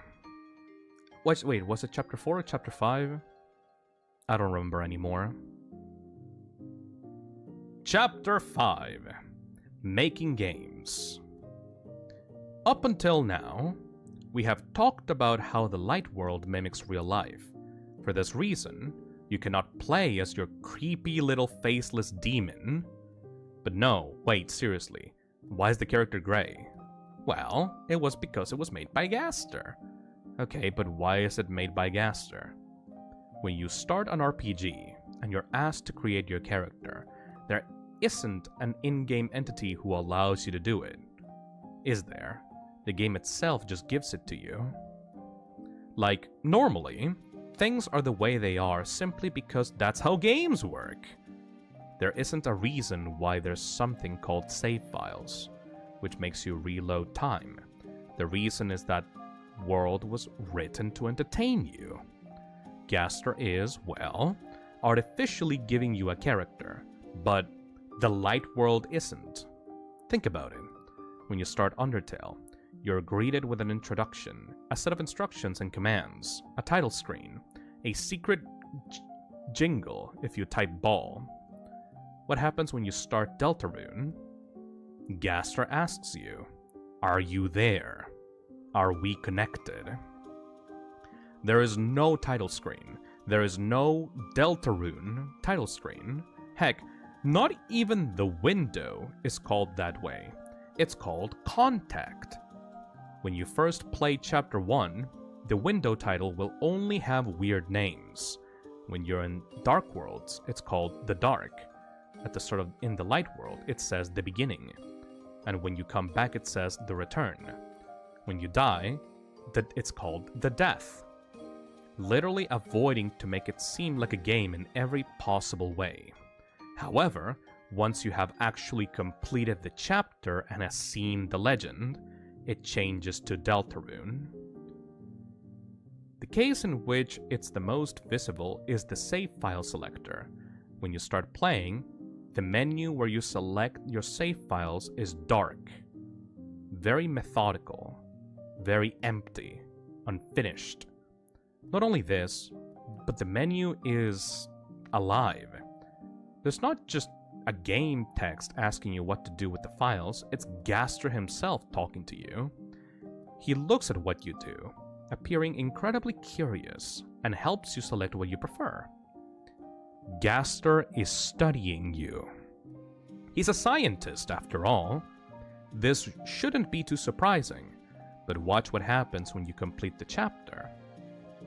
At the end of the game, the entire menu becomes a game. Let me ask you this. Every story of fiction for a game has a goal, right? Something that the protagonist is meant to reach and that keeps you playing.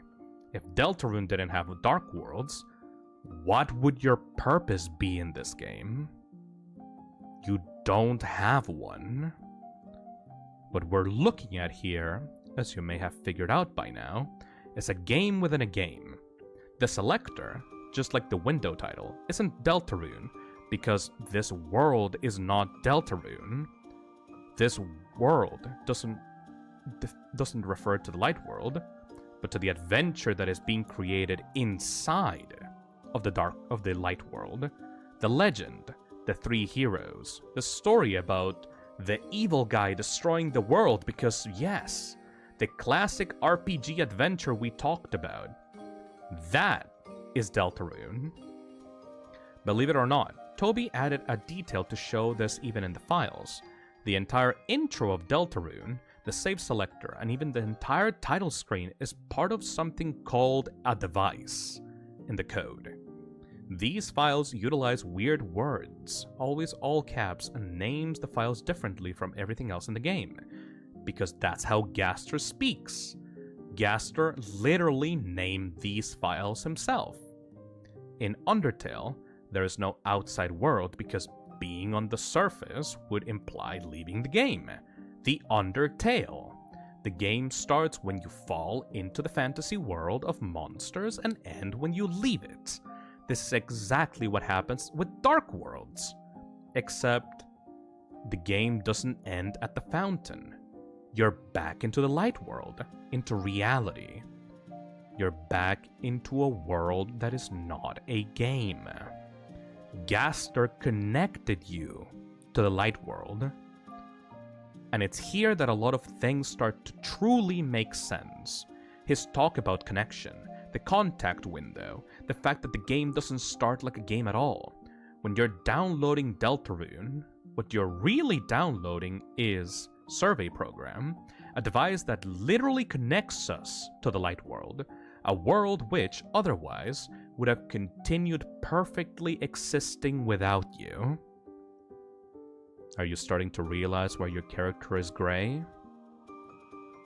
Remember back in Undertale, when talking to Goner Kid, one of the Gaster followers, he says, "Have you ever thought about a world where everything is exactly the same, except you don't exist? Everything functions perfectly without you." The thought of that terrifies me.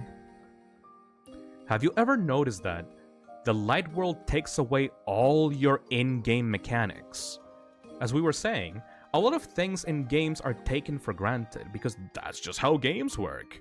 For instance, take save files. You have them because you're the player of this game. But there are no save files in the light world. They're only in darkness. Okay, well, let's take a look at another classic RPG mechanic then. When you start Undertale, the very first thing you get told is that there's fights and you can kill monsters to unlock cool things. There are no battles in the light world. Okay, well, let's try puzzles. They're a classic gameplay element in Undertale, just like almost any RPG. There are no puzzles in the light world. As a matter of fact, there are no tutorials, no instructions, no skills, no armors, no weapons, no chests. All that fills this world in regards to your classic RPG player behavior is confusion. It's like, from our perspective, if the usually quiet and antisocial kid of a small town started walking around, talking with everyone about everything, interrogating them as if they didn't know them, and with a terrible curiosity wondering what they'll receive as a reward, and then they went to the hospital to see your sick dad, who also has no idea what they're doing there. You are not meant to be here. That's why the characters are weirded out by your behavior. Hell, that's why Chris is rebelling against you. The very term player implies the existence of a game made for them to play. But nothing in the design of this world is an RPG. Nothing here is meant for you, except the worlds that are being created inside the light world. Lightners aren't pawns in your hands, even though you can fight to treat them as such. Do we want to take a look at the Dark World instead, though? Press the boxes onto the switches with C. Wait, what the hell is Z? Huh? What are you telling me to do? Act? Can someone please explain what's going on? In almost all the theories I see regarding Deltarune, people realize that the Dark World is meant to represent fiction and fantasy, entertainment, and that's true. After all, it derives from literal entertainment methods we use daily. But a card doesn't talk normally, a computer won't get into a turn-based fight with you, and a plushie isn't a shopkeeper that refills your HP and defense. Something people tend to forget about Dark Worlds is that while their subjects comprehend general fiction, they are specifically an RPG. The Dark World has fights, bosses, levels, rewards, weapons, armor, chests, puzzles, tutorials, saves. It's all there. Try to imagine the Lightners in the Light World mentioning game buttons. Like you go to the fridge and Toriel is like, Chris, honey, press C to open the fridge. It feels wrong, eh? What if I told you that's exactly what Darkners do all the time, eh? Ralsei, Lancer, all the Darkners do this. Many don't even notice this because it's natural to us. It's normal for the Dark World. Everything from the design, the colors, the characters, it's made to put you in control. To make it like a classic RPG and make you the classic player in control of your own destiny. In fact, you do get different endings and routes in Dark Worlds. They have this inherent RPG nature to them in the very way they function that confuses Lightners profoundly and makes them question, why does this all work like a game? The very first thing Noelle connects Dark Worlds to is Dragon Blazers, the RPG game that she likes to play with her dad, because that's what the Dark World works like, an RPG. This constant contrast between classic game characters and Lightners creates unique situations. The Lightners can resist your control, because they weren't made to follow it. They're outside the game, like Susie. Remember how Chapter 1 plays out? On one hand, you have the game world with Ralsei and everyone else, your mechanics, your fights, and most importantly, your choices. But then you have one thing that completely stands out. It's Susie. If you were there when the chapter released, you might remember dozens of posts of people crazy worried that Susie was ruining the pacifist run. This is absolutely intended, because Ralsei asks you to spare everyone, just like Toriel did in Undertale. And just like in Undertale, you have control of it. The literal gameplay of Chapter 1 consists you of having to utilize the battle system to work around Susie's bad behavior and get your silly little good ending.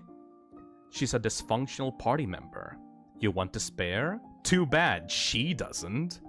She stands out compared to everything else in the Dark World because she questions you, she judges you, and if she doesn't like the way you play, she refuses to play the way you want, separating herself from the gameplay around you. Another great example is the equipment. Susie doesn't allow you to unequip her armor. She doesn't want to, so you can't. It's simple as that. The point here is, these characters are not your toys. Susie is not your toy. A very good example of all this came from Toby himself. As you may remember, this man cares a whole lot about preserving the meaning and narrative of his characters. To the point where in Undertale, even though he made merch for many monsters and even the human kid, he refused to make merch of Kara, saying that there's something too symbolic to be a physical toy. Well, in a game like Deltarune, it would be normal to have merch of Darkners. But for Lightners? If the Light World isn't a game, and it wasn't meant for you to play, you shouldn't be meant to have toys of these guys, right? And in fact, Toby Fox himself refuses to make merch of Lightners. In a post on Tumblr, Toby says, "Recently, Fangamer brought something to my attention. It seems that there's some disappointment that certain characters of Deltarune, particularly those from the Light World, aren't getting very much merchandise. This is an intentional decision.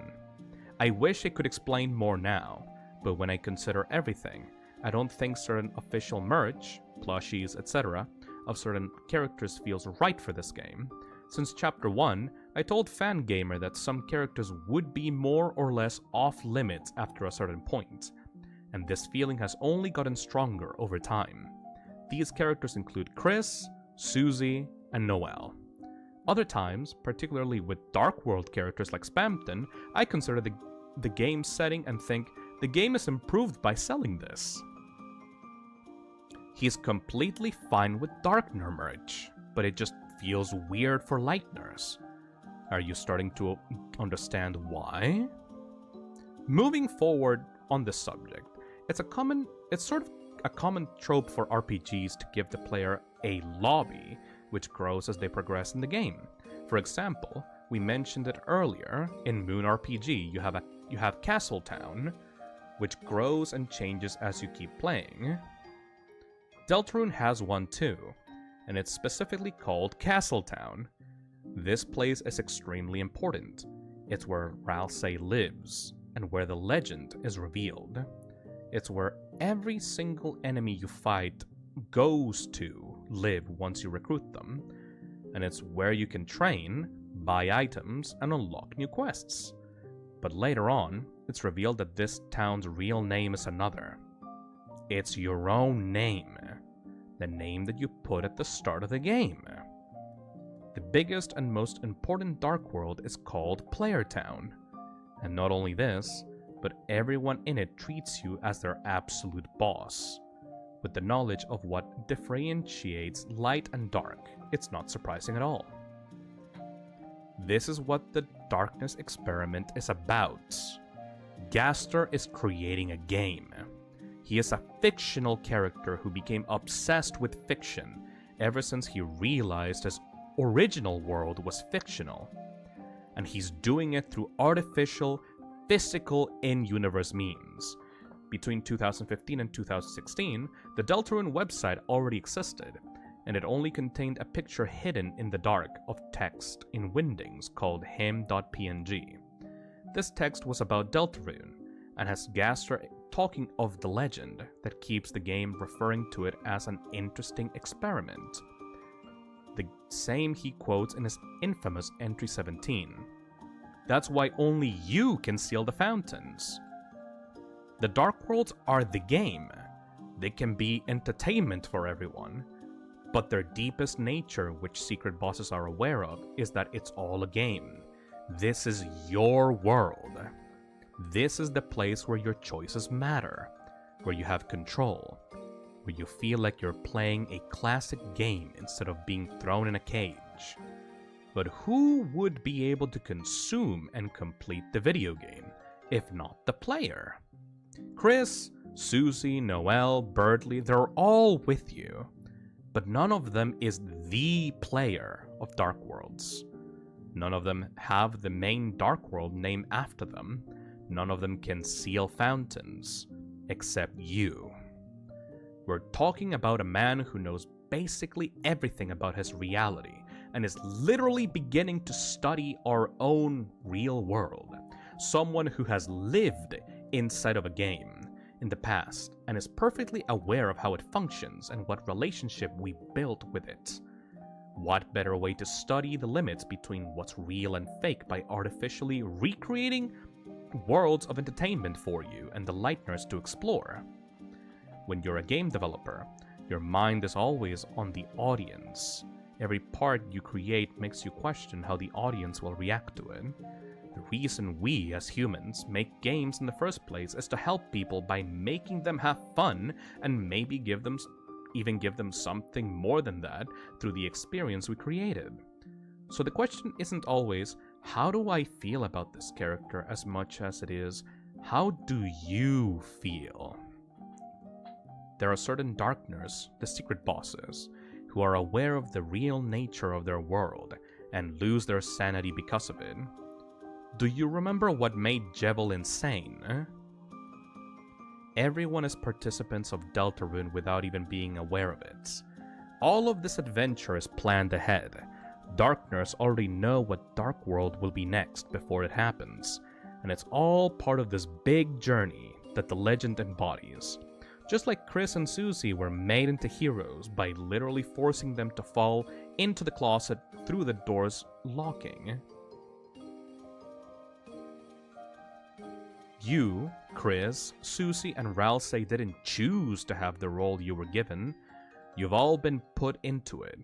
Everyone is playing a part. Ralsei waited alone his entire life in a town named after you for this journey to start, so that he could be the tutorials guide guy and make sure everything goes as planned and you keep saving the world. It's all a game. Darkness already knew Chris and Susie's names before you arrived. They even knew what skills Chris and Susie would have had. Earlier, we came to the conclusion that Deltarune is about fantasy against reality. And this is true, for the most part. But you see, the thing about fantasy is that we create it. Entertainment, fiction, all these methods that we can use to take breaks from our own daily lives.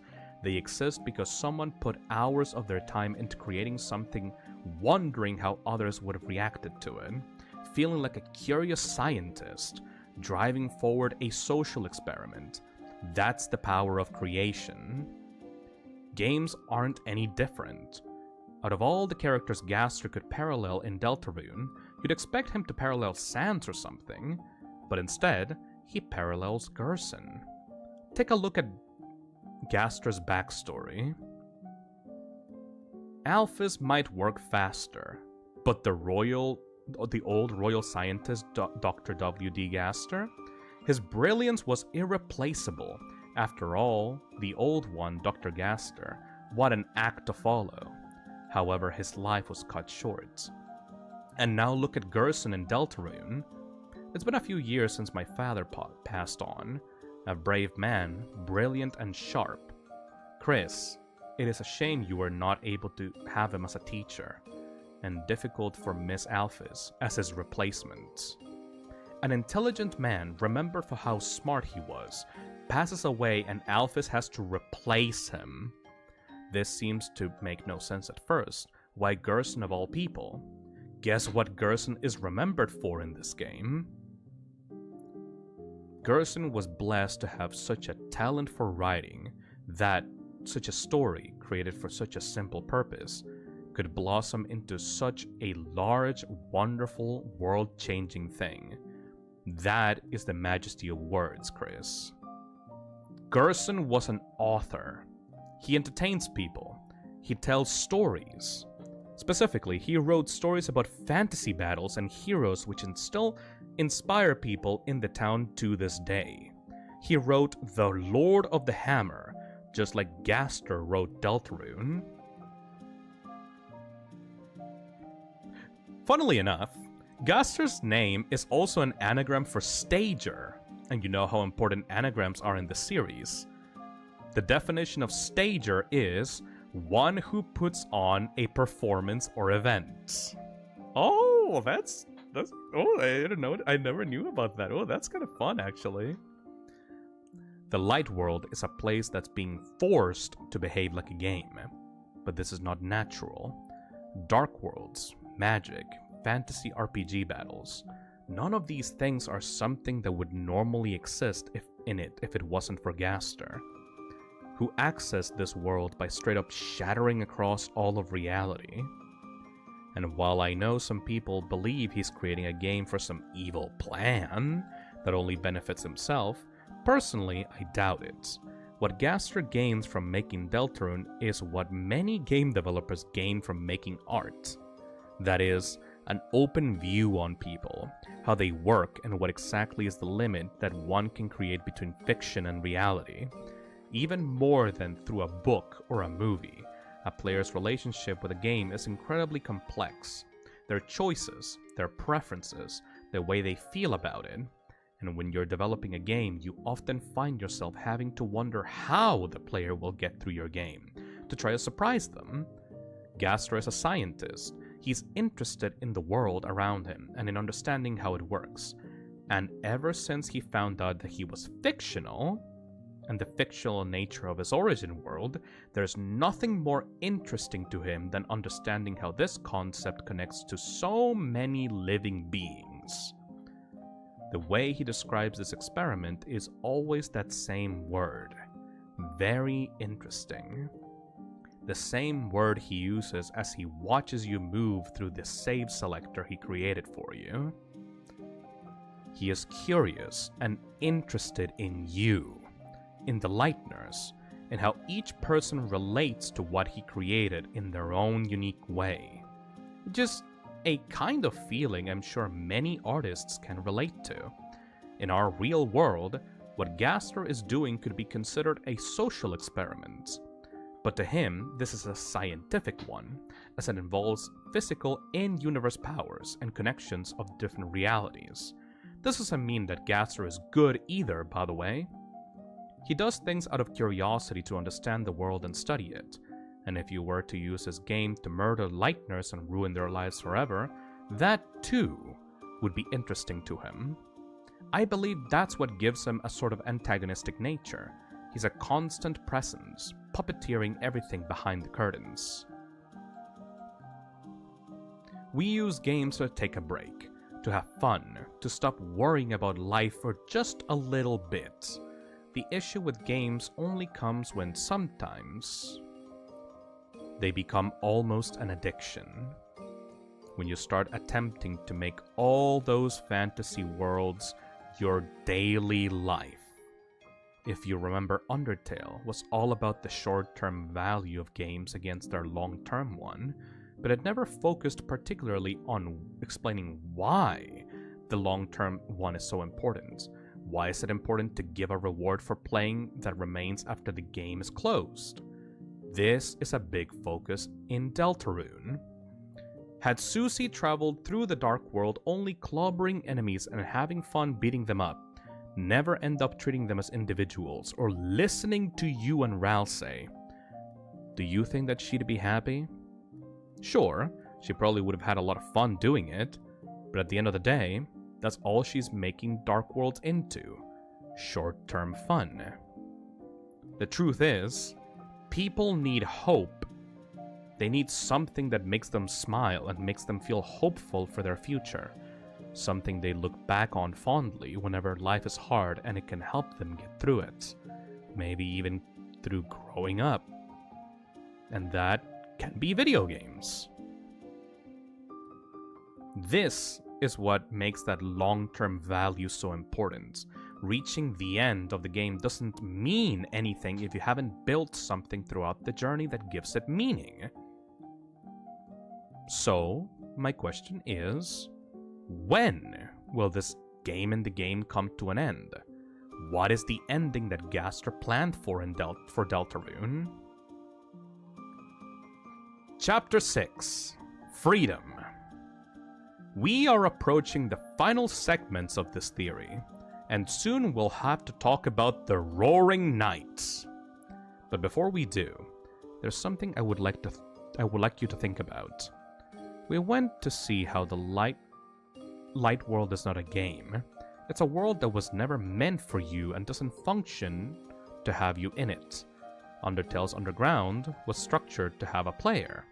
That's the whole reason why there's save files, but if the Light World is not meant to have you in it, are you even a player? Like, from the character's own perspective, if they could see you, would they go, "Oh, they're a player.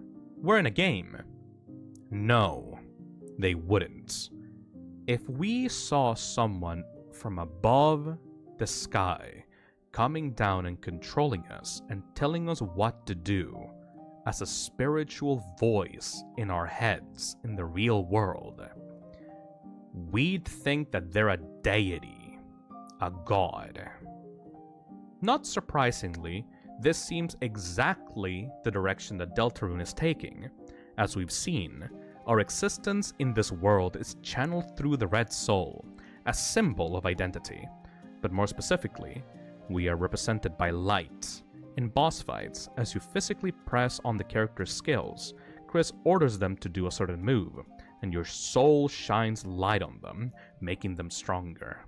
This light power is the same thing that allows you to seal the fountains and to save the game, which is why the word power and verbs related to light, such as shines, are mentioned at every single save point.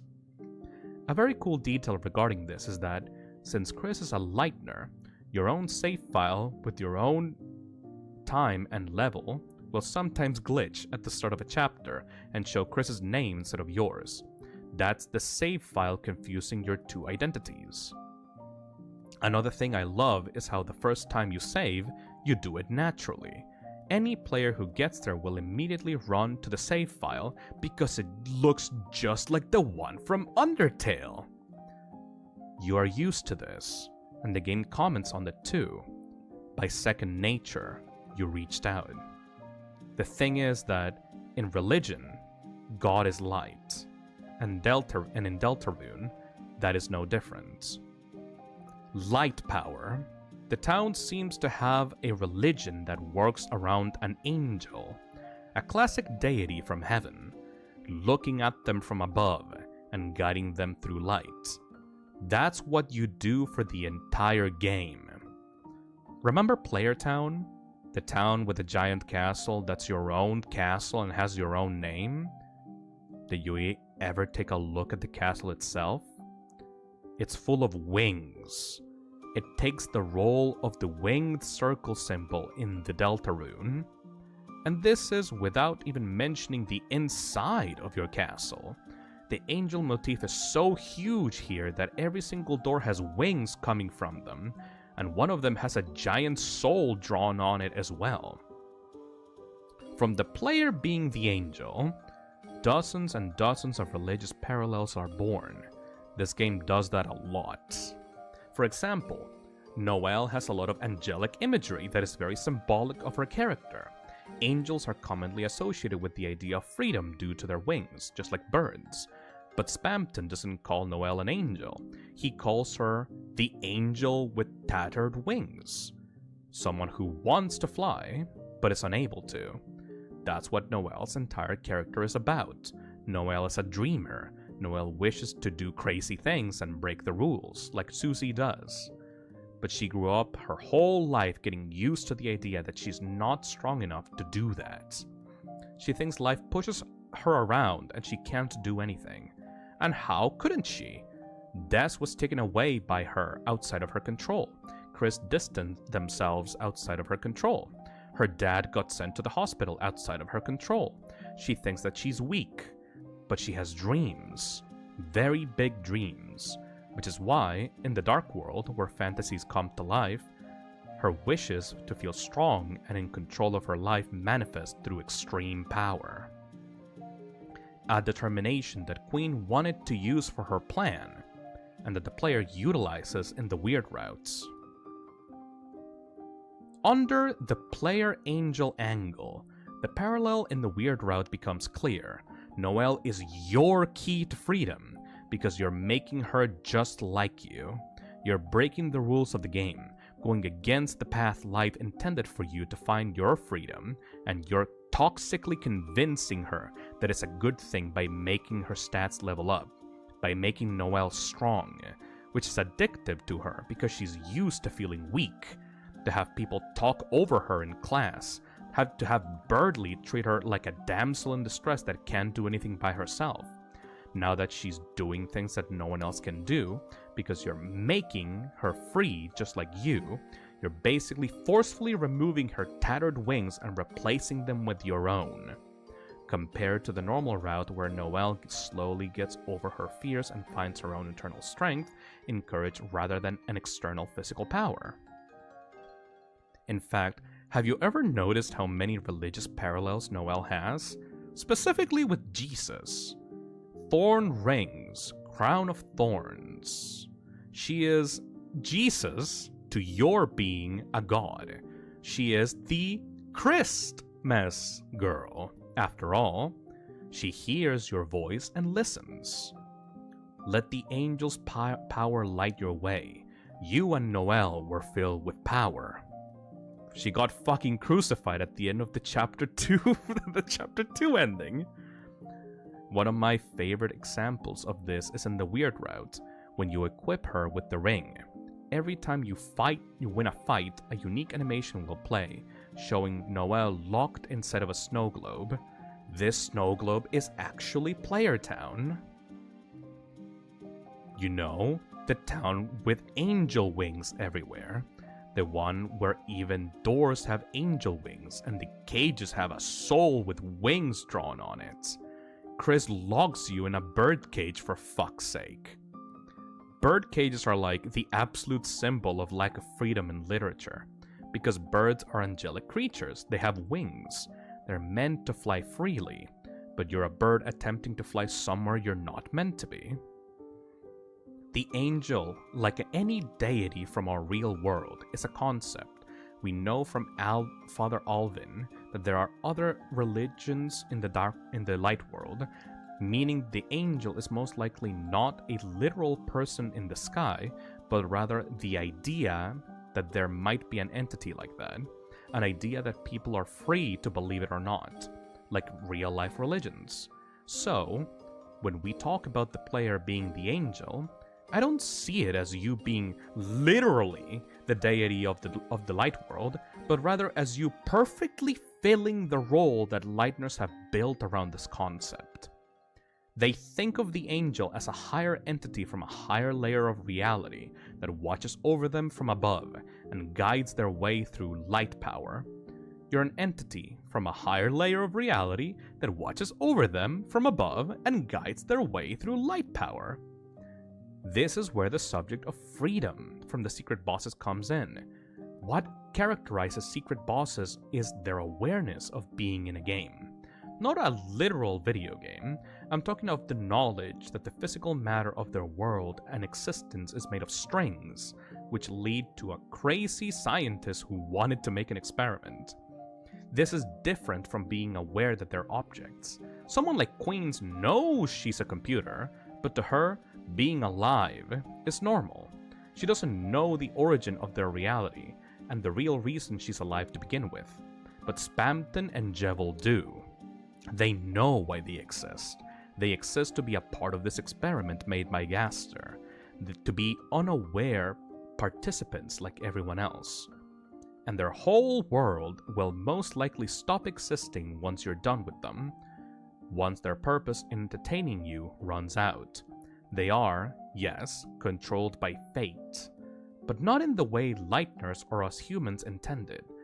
It's a literal game, keeping them as NPCs and not allowing them to be anything more than that. This is the same reason why, in case you never noticed, Spamton and Jevil are connected to amusement park rides, and they're both figures of entertainment. Spamton is a puppet, and Jevil is a jester, literally the royal entertainer. In Undertale, freedom was an important theme, and it represented monsters' freedom from being, monsters, from being just toys in your hands, RPG numbers for you to consume and have fun while doing so. So if the secret bosses are Darkners that are aware of Deltarune as an experiment, aware that everyone is a participant in this game, and they're created just for that, their freedom is being outside of that game. As the player, everything in Dark Worlds is tailored for you. It's your choices, your story, your routes. Darkners are mere toys in your hands. That's why Spamton desires your soul. He wants to be the player. He wants to matter. He wants to stop being an NPC. That's freedom to them. Being free means to be alive. Jevil finds his freedom in utilizing the knowledge he has to not listen to anyone. He can do whatever he wants, because he knows that he doesn't matter a single bit, so he can do anything. Spamton instead is a clear reference to Pinocchio. Pinocchio is a puppet, with a long nose who dreams to be a human boy. In the tale, this is used as a metaphor for life and growing up. Pinocchio wants to make his own choices, mess up and pay his own consequences. He wants to break out of the world of rules and adults constantly telling him what he can and can't do, and that's what brings him to discover the harshness of life. Spamton wants to be a real person. Like you, like Chris or Susie, like any living being that isn't created with a purpose to follow, but is free to find themselves along the way. A light being. That's the main difference between a character and a person. A character is born with a specific purpose and role, like Ralsei. After Spamton's fight, you can get the puppet scarf made of his strings. You'd expect this item to go to Chris, since they're a puppet, but instead, it goes to Ralsei. Chris is being forced to act as a puppet, but they weren't born to be your character. That's why they rebel. How was Ralsei born again? Created from someone, alone in an empty town, which was nothing but a placeholder for when you would have arrived to make it Player Town. Waiting alone for God knows how long. How long purely just so he can fulfill his purpose. The purpose he was given, to be one of the protagonists of the story. He doesn't know who he is outside of that.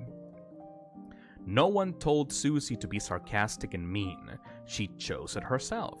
No one told Chris to like chocolate or moss. But everything Ralsei is wasn't his choice. It's how he was meant to be. That's the real difference between a Darkner and a Lightner. Spamton wants your light, the very thing that symbolizes your reality. Your being a living being and not a toy. He tried to use the power of a Lightner, but that it's not enough. He wants the power to be a real person. So he goes for the much stronger light. A light so strong it can seal fountains. A light which comes from the angel and would allow him to peek into heaven. Your soul.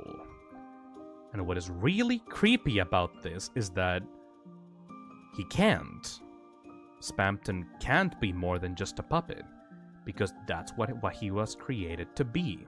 And he finds that out when you cut off all the strings and he dies. He literally cannot exist without them. It's here that we're slowly approaching what the point of this freedom from a game subject is about. In the end, Spamton accepts that he can only be a puppet, but the heroes are not one. The gang is stronger than him. They weren't created for a purpose. And even Ralsei, who instead was created specifically to be one of the heroes, is starting to find himself to be more than that. Spamton couldn't break his own strings, but maybe you can. With all the knowledge that these religious parallels are giving us, I feel like something is starting to become clear. If Deltarune truly is a game, an adventure that's being created in the game as you progress, then the focus eventually will have to shift from, we have to save the world from the evil knights, to, we have to put an end to this game. Because this game, although fun for you, and able to positively affect the Lightners, is hurting Chris and stealing their identity. We've seen how the Light World takes away all things that would normally be given to you by the game itself. Your own character is being made by someone in the narrative. The menus are built by someone in the narrative. Your own connection to this world exists because someone opened it. Normally games end at a certain point because, well, that's where the developer chose to make it end. But there isn't a reason why you can't continue playing after leaving the underground outside from the writing of the story. But the Light World is not a game. The story can only end when the connection opened at the start will be closed. This connection, along with the release of the survey program, happened on a special day. The night between October 31st and November 1st. This night is known as Halloween, but in the past it used to be known as Hallows Eve, a holy evening. November 1st, All Saints' Day, also known as All Hallows' Day, a day to honor all saints of the church that have attained heaven. The evening before All Saints' Day became a holy or hallowed eve, and thus Halloween, according to Encyclopedia Britannica. What is All Saints' Day, and why do we celebrate it? On All Saints' Day, we celebrate all saints who are in heaven. These include all known and unknown saints. It is a holiday rooted in the belief that the world is spiritually connected to heaven. A day of connection between earth and the souls from heaven. Think about it. What is that layer of reality that we imagine above our own? That place where angels come from, which is made of pure light. If we are an angel from those characters' perspective, then our world is heaven. There's probably a symbolic meaning of the word too, as dark worlds are your heaven, in a paradisical sense, but every time this world is mentioned, it's for something literal. Stand up with our heads in the clouds and look into heaven. So if this game started with a connection between the light world and heaven, it will end when we close it. That's why the heroes banish the angels' heaven at the end of the game. The way this phrase is worded is so incredibly curious, but if you replace these terms with less symbolic words, it becomes the three heroes banish the player's world. That's what Spamton means by breaking our strings. To banish something means to send it away from a place, and we know the ending to this game is the reason Toby wanted to make it in the first place. So knowing him, this concept is definitely something that would make him incredibly inspired. When people hear this concept, they often get sad, as it sounds like you're only a bad thing for these characters. But I don't see it that way. The reason you have to be sent away to banish the angels' heaven is that you were never meant to explore this world, and the game won't end as long as you're in it. If you treat this story for its long-term value, just like Undertale taught you, it will remain with these characters for all their lives as something positive. Lancer, Ralsei, Playertown. It's a story full of sad and hard things, but also wonderful moments you can choose to cherish forever. The ending is one, no matter what, but it's up to you how to get there. You can be the RPG player, treat everyone as toys for your entertainment, and fight to maintain your freedom until your very last breath. Or perhaps, you can be a friend. You can help them find a way to close the connection with your world. You can help Noelle face her fears, Birdly become more honest. You can help Susie start opening her heart more and connect these things together through a friendship bond that will last forever. Just like the gang will have to learn to let go of darkness and cherish them in their heart as memories, you can do the same for them. Though we'll talk about more of this later. And never say never. Maybe you and Chris have more in common than it seems. Maybe one day you could even be friends. I know we've talked about a lot, and your head must be spinning by now. So to make things easier before we dive into the night, here's a summary of things we talked about.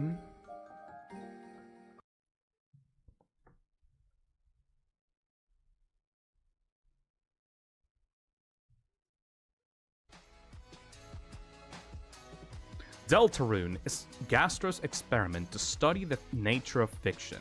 He is artificially recreating an RPG for you to play by using darkness, and he's using the light world as a stage for it. This means that the dark world adventure, the legend, and the darkness are made specifically for you, for this experiment. Meanwhile, the Lightners are dragged into it, but they weren't created for this. They weren't created for a game, nor to be toys for you to play with. The game is being made inside their world. This is why they have the ability to rebel against you, like Susie and Chris do. And it's why the light world is deprived of any RPG mechanics like the dark world has, such as save files, battles, puzzles, and tutorials. Lightners find dark world fun to be find the Dark Worlds fun and comforting, and use it as a break to escape from the issues affecting their lives. This is because, of course, Dark Worlds are born from entertainment methods, and are an RPG at its core. In the real world, you often lack control over your own life, meaning in a game you control everything, because it's all written in a script, or a legend in this case. Oppositely, from the Darkners' perspective, the Light World is freedom, because Darkners are beings born from a script, and forced to play the role that they have in the script of the game. Ralsei didn't choose to be Ralsei, he was made this way. Spamton didn't choose to be Spam Mail, which is why he dreams of being a big shot. Lightners have the possibility to fight against fate, to make their choices matter, because their world is dynamic. It's in constant change, and this same chaotic unpredictability is both what makes the characters hate their lives, but also what gives them the power to fight, to choose who they are. There is no prophecy saying Susie has to be sarcastic, she just likes to be.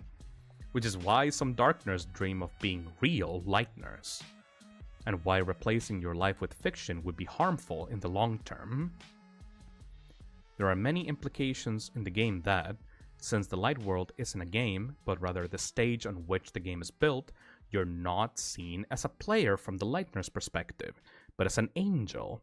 This would make our world heaven, the real world, and it might mean that the game will end when the characters will be able to separate our world from theirs and send us back to our own real life, the same way they have to get back to theirs. And we'll either help them fight to close the connection, or, in the weird route, fight against them to prevent them from banishing us. Ooh, I really like that last bit, actually. Alright. Only 60 pages left. Chapter 7. The Roaring Night. Alright, here we go. What's it gonna be? Let's talk about determination. Most of you probably know what it's about, but I'd like to focus on it for a moment. Determination is the feeling and power of will that fuels any living being when they have a goal in mind to reach. It's not what brings that goal to exist in the first place, but rather the power to do anything to make it happen, and getting up even if you fail, over and over again. We could say, in other words, that determination is what allows you to make your dreams come true, and avoid being punished or pushed around by fate. From here, there are two important words that we must add: hopes and dreams. Your goals, aka your dreams, are what makes life a journey. They don't have to be crazy dreams. A mouse's dream to take the cheese on the table, your dream to learn a language you're studying, or even just a kid's dream to defeat a strong enemy in a game. That's where determination comes in. Pushing the kid to keep pressing continue over and over again. But determination on itself isn't enough, because if you aren't hopeful about succeeding, you might just give up. So that's why we have hopes, the strength of how much we want our dreams to come true. Now, if Undertale shows us determination from a conceptual point of view in order to highlight the beauty and danger of life, Deltarune does something a bit more unique, because the Light World mimics real life. In the real world, determination is not all you need to survive, because as we talked about before, real life takes control away from you. You can be determined to become a basketball player as much as you want, but life can decide to put you in a car accident and paralyze your entire body. And this is terrifying. Our lack of control is so scary that we create entertainment to try to take our minds away from it, because as we mentioned, if in the real world you're not always in control of your dreams, in a game, you always are. Now, the reason I wanted to make this clear is the following. If dreams are canonically, in UTDR, the absolute goal of determination, then that explains why determination is what you need to make the fountains. Dark worlds are dreams. and by focusing your will to make that dream come true, you make a fountain. With the knowledge in mind of why Dark Worlds are so strongly tied to dreams, there's an instant follow-up realization. The knight, who focuses their determination into the blade, must have a dream too. It's fulfilling everyone's dreams, actually. For a king, the knight embodies his dream to get revenge on Lightners. For Queen, her dream to help Lightners. For Susie, her dream of a family. For Noelle, to be in control of her life, and so on. So my question is, what is the knight's dream? What is the roaring knight's dream that manifests into these worlds and fulfills everyone's wishes? This question is incredibly hard to think about on its own, but I believe everything we have talked about is a lot... With everything we talked about, it's a lot easier to imagine it. We mentioned how Gaster is seemingly creating a game for us and the Lightners to play in his studies of fiction and people's relationship with it. So, given Dark Worlds have been planned ahead, it's likely that the Knight makes fountains for the same reason. They are, you know, creating Deltarune. But why? What could push the Knight to want to create Deltarune? What do they personally gain out of expanding your player town and helping Gaster make this living RPG? To all of this, we need to factor in the roaring. It seems the Knight is gonna cause it, and they do cause it when you give up and the game is over. But why? If they want to bring the roaring, why not just stab the earth a couple times?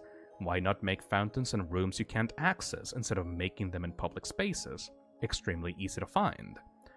Why make fountains in this specific town at all, if the only person able to seal them lives here? Overall, it seems that the Knight makes fountains specifically for you and the heroes to seal, almost as if their determination is to make your own dreams come true. Regarding this, we get a special sort of weird interaction in Player Town. After you recruit the enemies from Chapter 2, Rudin will have an updated dialogue. They'll remark how as more worlds appear and as you progress through this fantasy journey, your own town grows more and more. And he refers to this whole adventure as a dream that grows with care.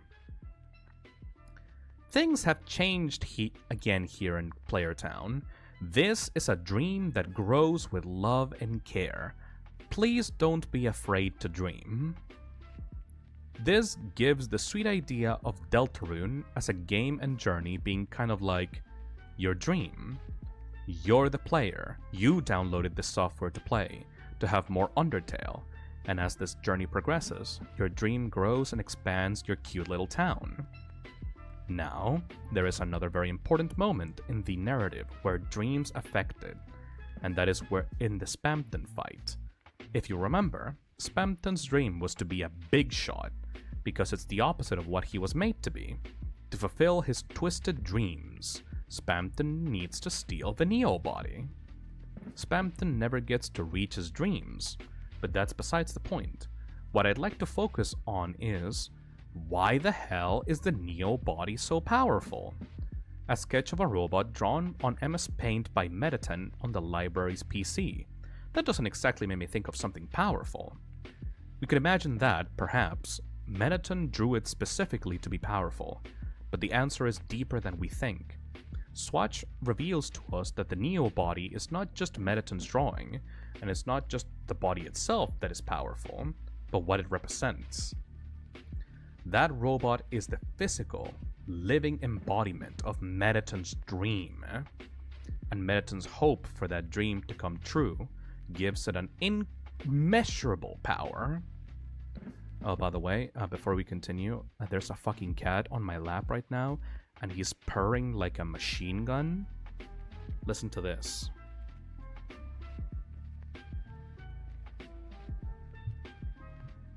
Damn. This kitty is so powerful. Kitty. Kitty, please. Kitty, please. I don't know if you guys can hear it or like the microphone is going to like noise cancel it out. He's currently like snuggling the microphone really hard. Oh, okay, he wants to leave. Okay, bye-bye. Bye-bye, kitty. Would you call them a friend? He's my son. Anyways. What was I doing again? Sorry, I got a little bit sidetracked by friend. We heard the brrrr. Yay! Anyways. Now, this is where things get interesting. This reveals to us that if a certain something embodies a Leitner's dream, it becomes something incredibly powerful in the Dark World. This makes sense because, as we mentioned, Dark Worlds themselves are the result of dreams, and someone's determination to make that dream come true. But isn't all of this a little familiar? A body built by someone from a higher layer of reality. Yes, it's exactly what you do to create your vessel. Toby draws a direct connection of the vessel to the Neo body, calling them the same thing. Therefore, if the Neo body is the embodiment of Mettaton's dream, that means that the vessel is the embodiment of your own dream. And as the game mentioned before, your dream is Deltarune itself, the journey, the new content, the new chapters, the possibility to be with these characters again. The game is your way to escape from reality, the same way Susie and Chris escape through the Dark Worlds. This is a dream that grows with love and care. Don't be afraid to dream. Bear with me here. The Neo body isn't just powerful because it's Mettaton's dream, but because it's filled with hope. Mettaton's hope fuels the robot, making it tremendously strong. This, of course, makes clear how important Leitner's hopes are in the Dark World. Now, if you remember, when Chapter 2 came out, Gaster came back on Twitter once more. He thanked us for waiting and persevering. Guess how he described Deltarune? Deltarune glows brightly from your hope. The Leitner filled it with their own hope, giving it an incredible power. Of course Deltarune glows brightly from your hope, because it's your dream. Your dream to play, Gaster's dream to create. That's what gives life to Deltarune. Your hope and willpower to make this dream come true. If Deltarune intended as a journey is our dream to play the game, and the vessel is the embodiment of our dream, then that means the vessel is made from our hope and determination to play Deltarune. This is seemingly even referenced by Spamton. In his Q&A, someone asked him about viruses, and Spamton mentioned removing viruses from your PC so you may never be afraid of hope again. This phrase is incredibly weird.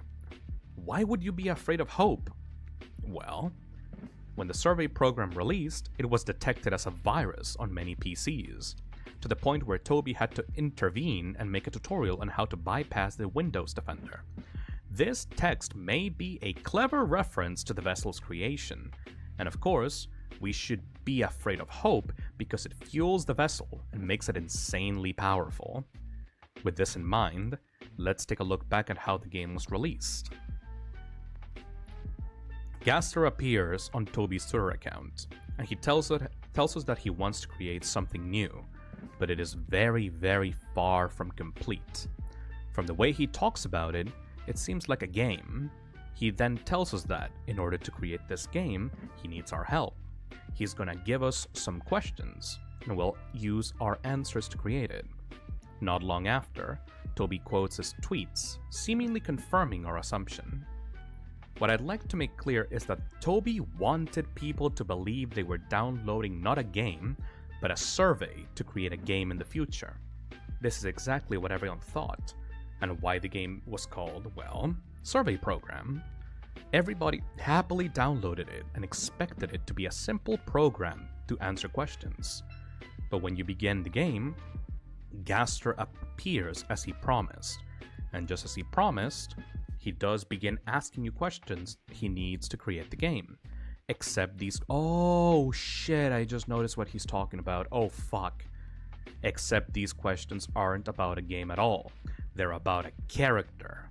What is his favorite food? What your favorite blood type? What color does it like the most? Please give it a gift. How do you feel about your creation? It will not hear. Eventually, people get through the scene, the vessel is taken away from them, and you begin the story of Chris, Susie, and Ralsei, the three heroes, and the vessel is mysteriously saved in the files. I just got what the theory is about. You are literally creating the knights. Shortly after, a cryptic tweet appears on the Undertale account thanking us for our answers to the survey. But wait, didn't our vessel get discarded? Why are they thanking us for our responses? Now, I'd like you to think about this for a moment. Up until now, we've talked about how Gaster, for his game, prepared a vessel for us to inhabit. A lifeless, empty doll that we're meant to physically move around. But if that's the case, why would Gaster need our responses to make it? Genuinely, think about it. Why do we need to make the vessel? Why can't he do it himself? What is even the point of it having a favorite color or blood type in the context of Deltarune's story? It literally never comes up again. Take Undertale, for instance. In Undertale, whether you want the human to prefer butterscotch or cinnamon pie by playing as it, there is no need to imbue this information into it beforehand. And even more importantly, why does he say he needs our responses to create Deltarune? Deltarune is clearly being created without those responses, and if he meant that he wanted us to play as the vessel, then he needed our responses to make us play his game, not to create it. Even more weirdly, if the vessel was so important that it was essential to bring Deltarune to its creation, then why would Gaster never comment on the fact that the experiment he worked on for years was sabotaged? Why would there be a Chris Master in the Dark World? How would Gaster even have planned for the faceless demon to attend school and hang out with Susie? Why Susie? What I believe is going on here is a simple intended misconception. Gaster never said that our vessel was meant to contain us physically. It's meant to contain us spiritually. What you chose in this survey isn't important in itself. What's important is that you're choosing it out of your own volition to play the game. Everyone answered these questions expecting them to help Toby create a game in the future that they were going to play. Or, in the present, you answer them to play the game itself. Filling your vessel, the embodiment of your dream to actually play the game, with your hope to play, the same hope that makes Deltarune shine brightly, your will to play, your will to have more content, your will to keep going.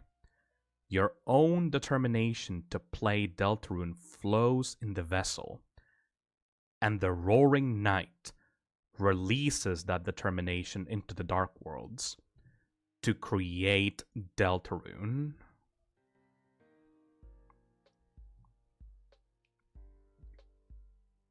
Fuck. The vessel might actually be the knight. Yeah, the vessel's probably the knight. Oh, the vessel's absolutely the knight. I really like that. Yeah, no, that's really good. That's really, really, really, really good. That's super good. Fuck. The vessel makes total sense for being the knights. Damn.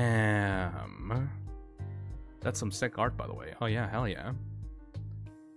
Imagine if we fight against the vessel at the end of the game and they like throw attacks at you and their attacks are in your favorite color. Of course, Gaster needs your help to create Deltarune, so he takes your determination and puts it on the vessel to create Deltarune in the form of the knights. That makes total sense. The reason for why the knight is so powerful and the reason for why they would be like one of the biggest fights in the game is because he's not only filled with determination to create dark fountains, but he's filled with the determination of the angel, of the higher being above the light world.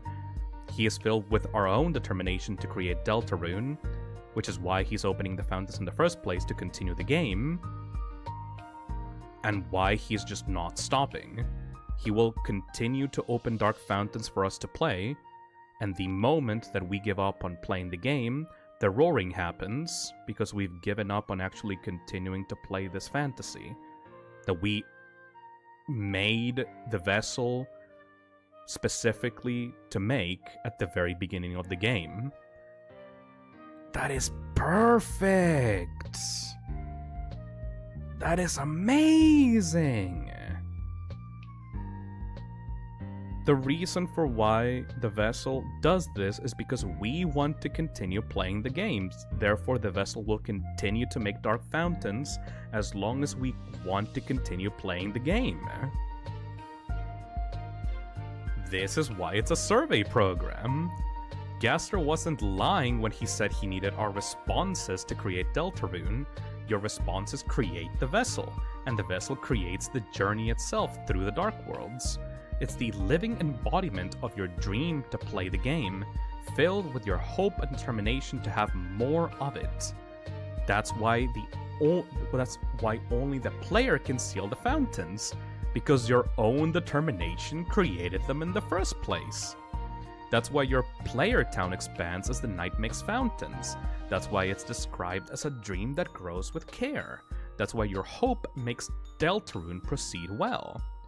With this idea in mind, let's take a look at all the weird things about the knight that confused us beforehand, and you'll start to notice how everything comes together perfectly. Jebel describes the knight as a nightmare, awakening in the heroes' hearts. This choice of words is very interesting, especially considering Deltarune sometimes uses the Nightmare Knight leitmotif, an old music that Toby Fox had composed for Cucumber Quest. In the context of the vessel, the double meaning is evident. It's called Nightmare Knight because the knight is the living and physical embodiment of a dream. And while this dream starts as a good one, it can become a nightmare if used in the wrong way, especially for Chris, who has to be your puppet for it to come true. Now, have you ever looked closely at how the knight is referred to? Almost every single time it's brought up, people use it/its pronouns for it. Note that this is not what one would normally use when you don't know someone's gender. You'd use they/them. It's considered disrespectful or dehumanizing to call people an it at all times, unless it's the person's own choice to use those pronouns. Rather than a form of disrespect, however, it seems to me that the knight is specifically described in a way that's meant to make it seem alienated from the main characters, like it's something unique.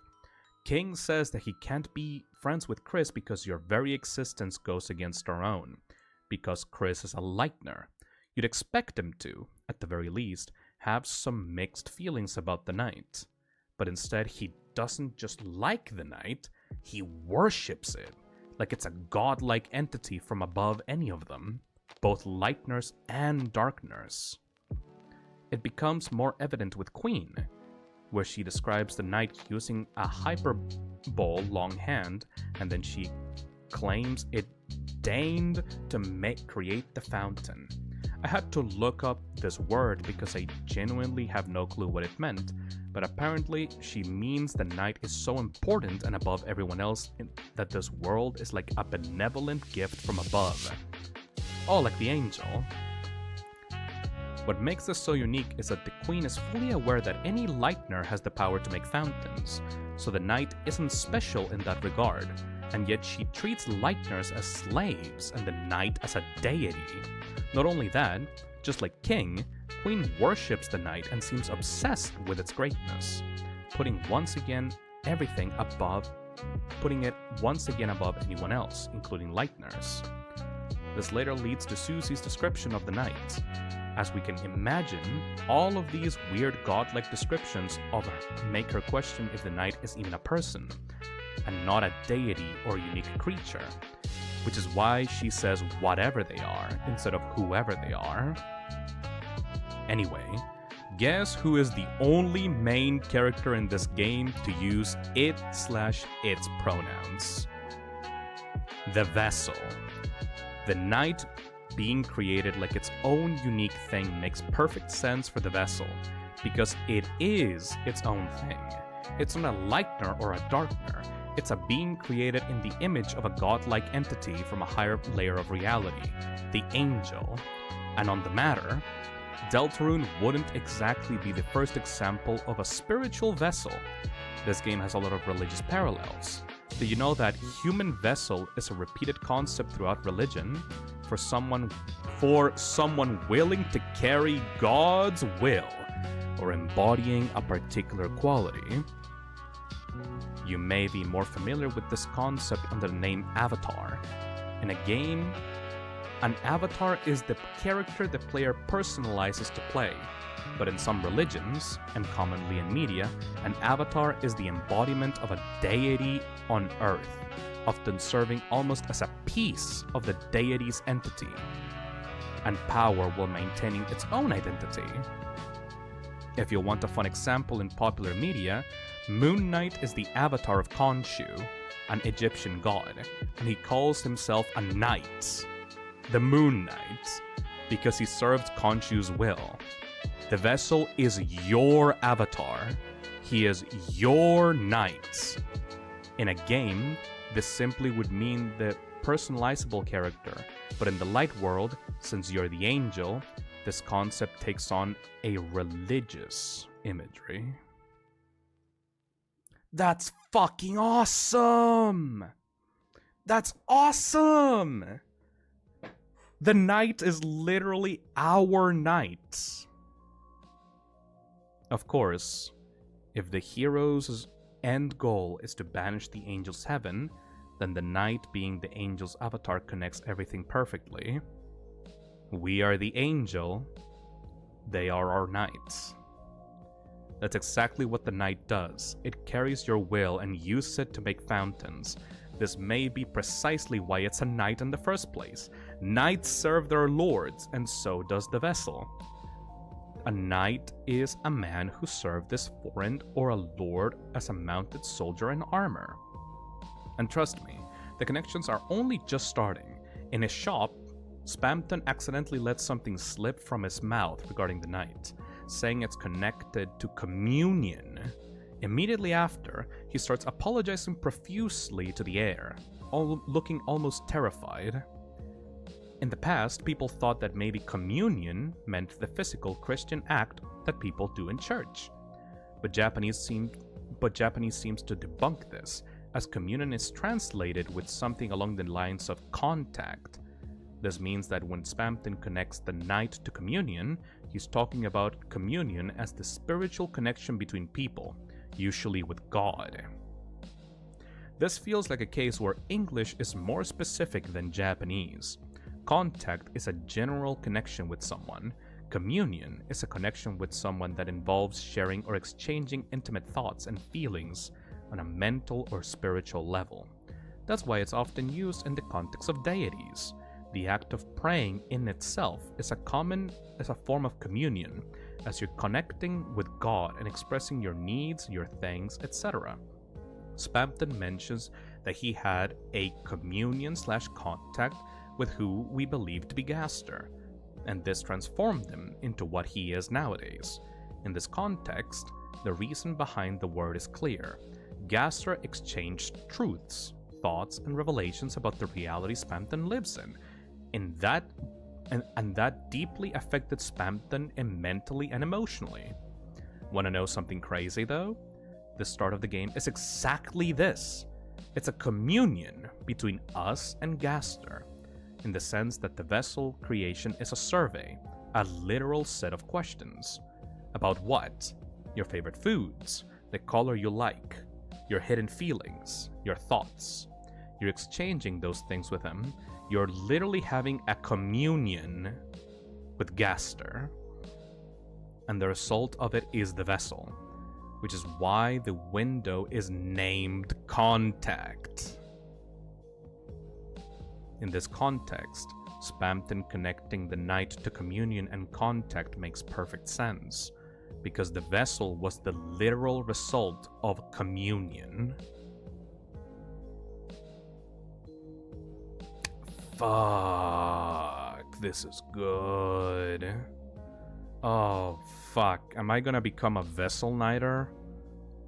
This makes way too much sense. This makes way too much sense.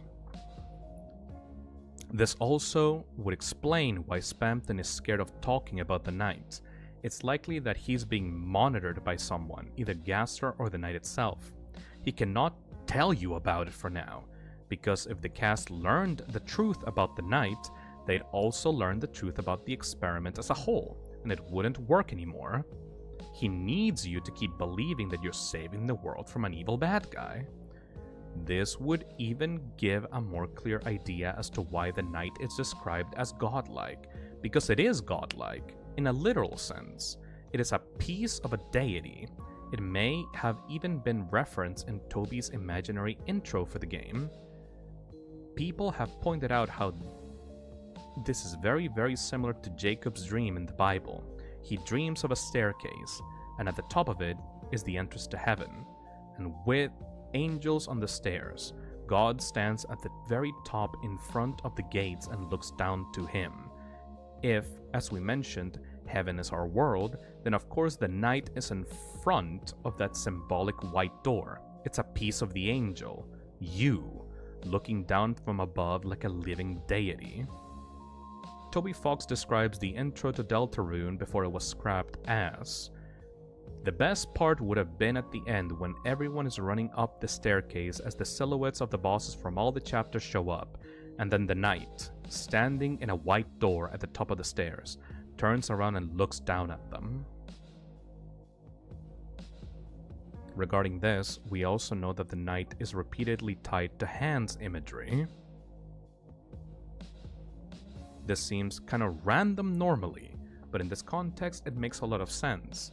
The knight is shaped in your own image, aka the image of a puppeteer moving Chris around by pressing keys on a keyboard. You are connected to Hans, so the knight is too by consequence. The reason the vessel gets discarded in the first place, at least thematically speaking, is because we're talking of a fantasy RPG protagonist with powers and shit in a world that's not made to be an RPG, the light world. In a normal game, the software would let you create your character, but in the real world, nobody can choose who they are when they're born. You didn't choose if you wanted to be born with a specific look, or a specific favorite color, or food, or ability. It was outside of your control. That's why it's a goner. Judging by what Goner Kid says, goners are characterized by being out of place in the world. They're not meant to exist. The vessel getting removed from you is the reveal that the light world doesn't function like fantasy, but like reality. But, by direct consequence, it puts the vessel in a position where its existence is extremely tied to fantasy. Because there is a world where you can choose who you are when you're born, a world where you're always in control of everything. That world is fiction. It's the dark world. It's the opposite of the light world in this context.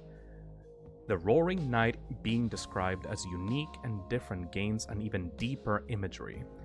It's like a literal piece of fiction taken and inserted in the real world. And from there, it begins expanding and slowly turning that real world into a fantasy RPG journey, like a virus.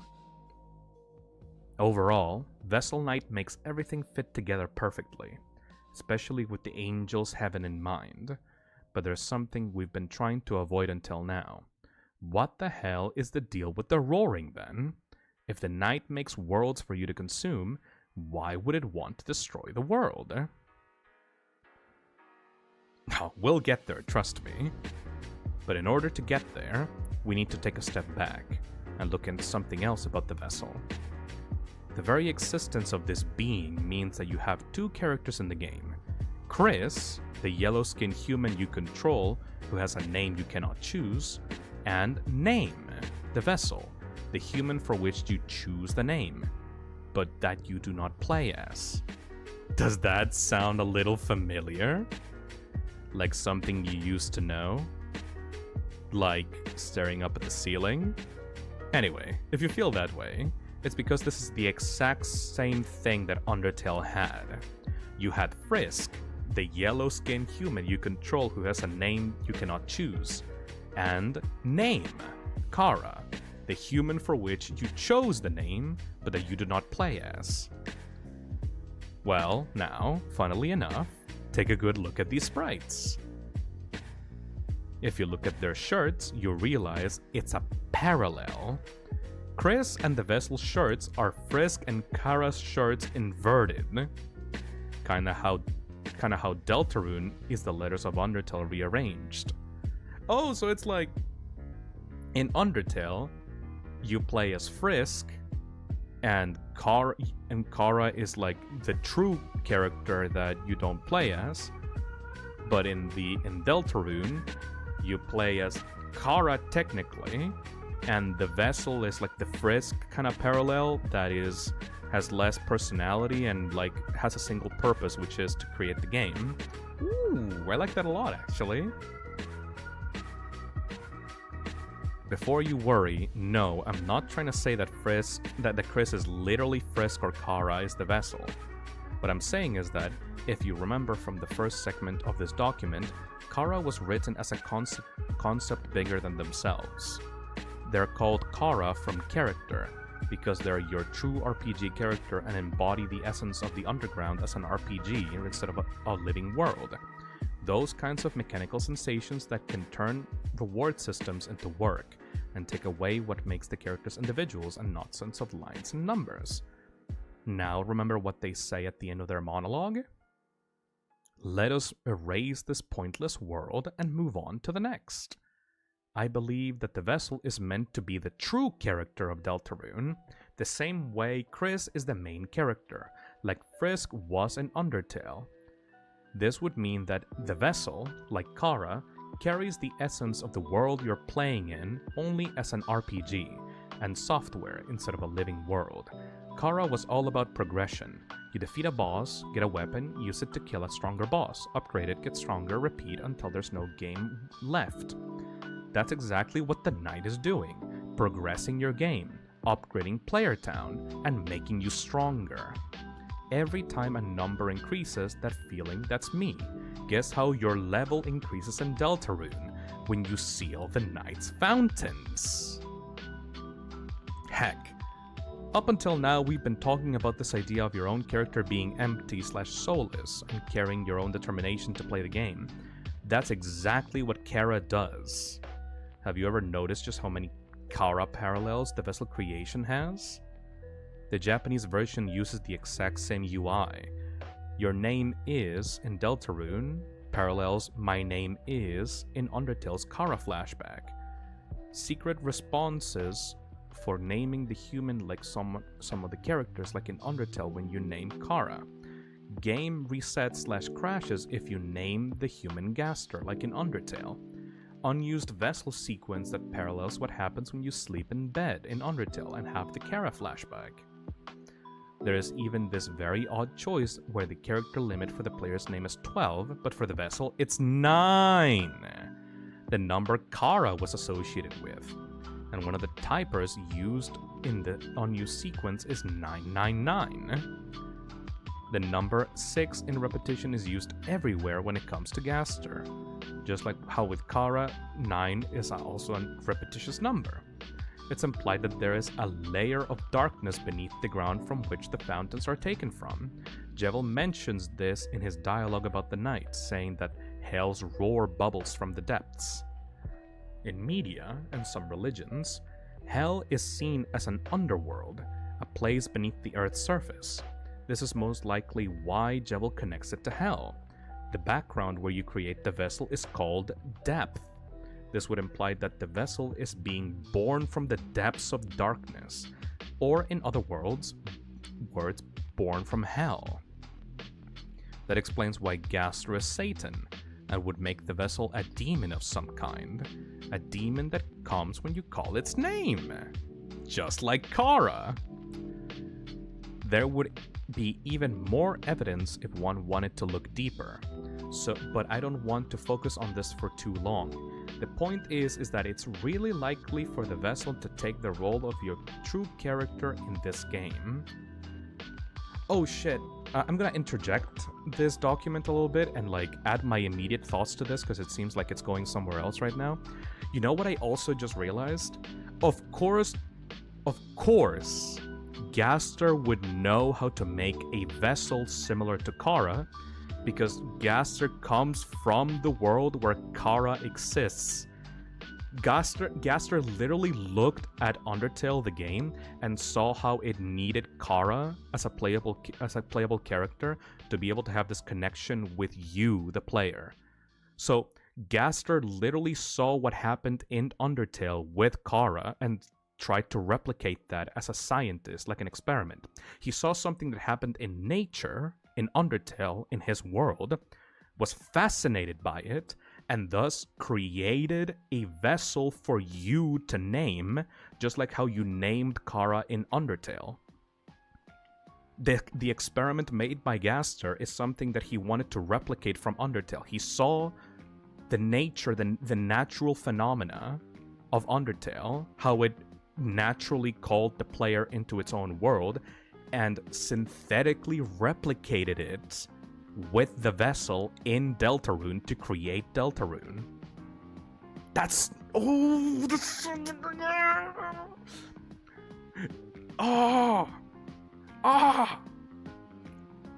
He literally found a new world and made it into Undertale. He stole Kara's shit. Like Gaster saw what happened in Undertale with Kara and said, oh, so that's how you connect a player into a world. Okay, I'm gonna create a Goner, I'm gonna create a vessel, and with this vessel, it will be able to connect to the player will name it, and with that I will gain determination to create Deltarune. That's why the vessel sequence exists at the very start of the game. He literally needed that to happen. He needed us to name the vessel in order to create the game. That's brilliant! He literally just stole Kara's entire deal because he's a scientist and wants to replicate it synthetically for the experiment. Oh, that's so cool! That's so cool! That's so cool! As I mentioned earlier, the biggest question remains the roaring. Why is the night called the Roaring Night? Why does it bring the roaring when you lose in the game over, but doesn't randomly stab the earth a couple of times during the day? Look at how Sham describes the roaring. But Jevil was just a taste of what you'll face from now on. You too will begin to realize the futility of your actions.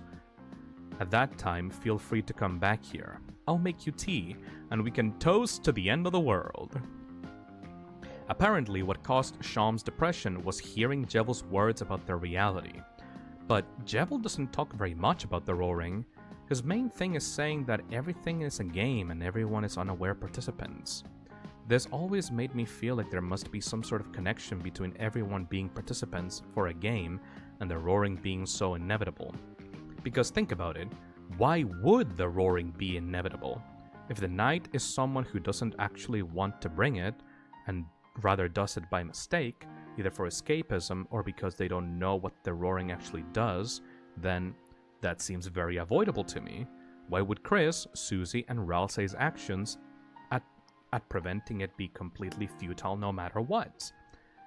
When was the last time this series had a plot point related to the Earth being destroyed? Kara in Undertale. At the end of the genocide route, Kara asks you to destroy the world because there is nothing left for you two in it. And from their soullessness, mechanical RPG character point of view, that makes the world pointless. it has no more use because you can't play in it. A world with no purpose has to be erased. Originally, Toby tried making it so that Kara would straight up delete the game from your PC right then and there. In Deltarune, if everyone is a participant of the game, then what happens when the game ends? What happens when they run out of their own purpose? Well, they don't have one. The world stops having a purpose, and a pointless world has no reason to be kept alive anymore. That only happens in a game over, because the player refuses to continue. When you give up here, you're giving up on your determination to play the game. The same determination that fuels the knight to keep making worlds for the game to continue. You're basically communicating that you don't want to keep going. To the knight, to which the knight replies with, "Understood," then this world has nothing more left to offer. And it gets covered in darkness. In Deltarune's narrative, the limit of the game's content doesn't stand in the software itself, but in the dark worlds you get each time. From the perspective of pure RPG rules, Darkners exist solely to assist Lightners. They're just items. So if a Darkner were to stop assisting Lightners, it would have no reason to keep existing. Lightners' purpose in the game, on the other hand, is to be characters accompanying the player's journey, with Chris as the main example. The Knight itself has a purpose too.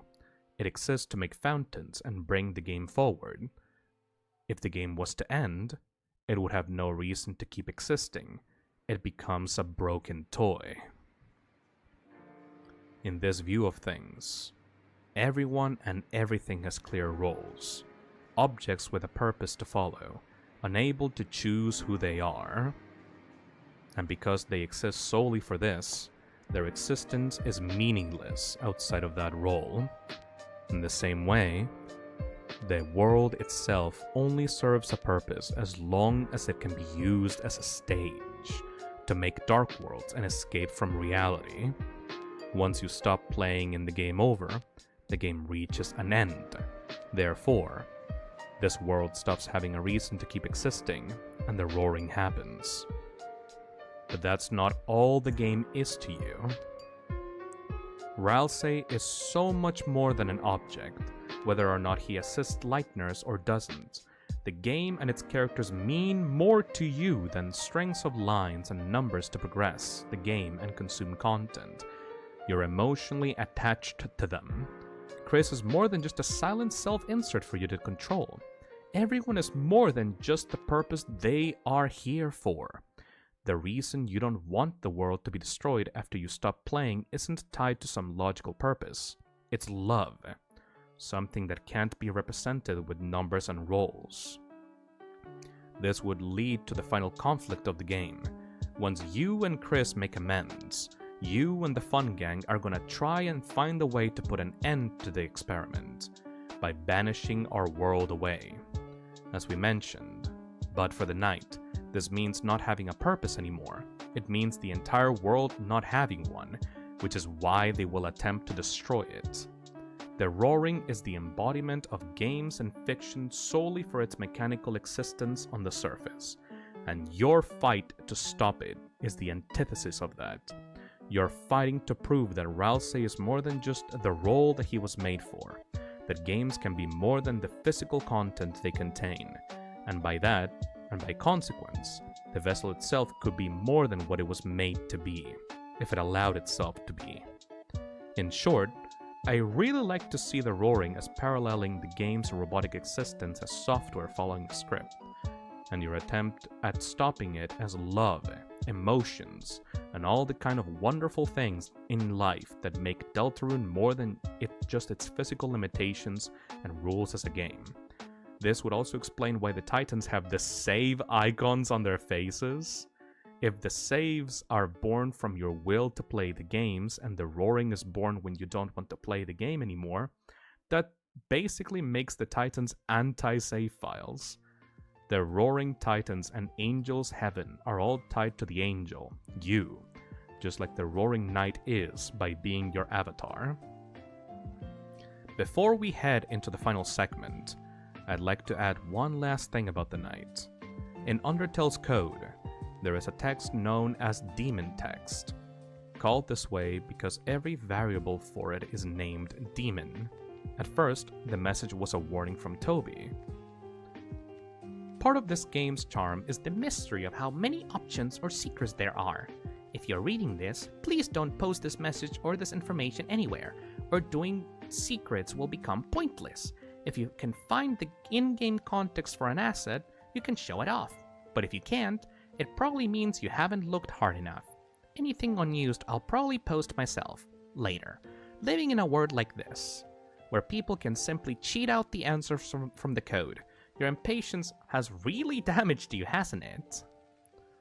Toby later clarified he doesn't have anything against data miners, but, as you can imagine, people did not listen, and the message was posted online. This is similar to the ABC file, and in general seems to tie to the game's narrative about how addictive the in-game rewards can become, to the point where you can't resist not looking for more hidden treasures in the code and sharing them. Not long after, the demon text was updated. If you open the code now, the message you'll find is the following. Greetings. You have made yourself completely clear. Understood. I, your humble servant, will follow you to the utmost. For long, people speculated that this could be foreshadowing about something about Deltarune, especially because one of the variables next to this message was randomly changed from Gaster to he is, and promptly removed in the following version. After everything we've talked about, it feels clear what that's about. Chapter 8. What is Deltarune trying to say? The final chapter.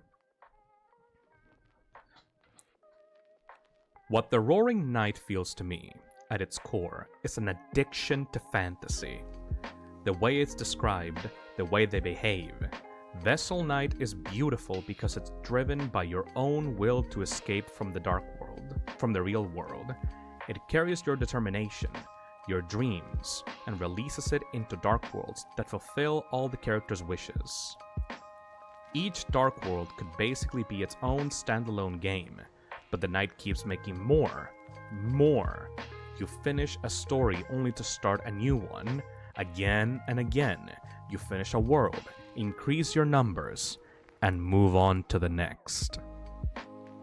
If you remember, the word addiction is exactly the word we use to describe Kara in Undertale. Kara isn't just related to addiction, they are the addictive feeling itself. The feeling around the game's reward system which makes it addictive to consume it. You could have been satisfied with Pacifist, but if you want more of the game, those numbers have to go up.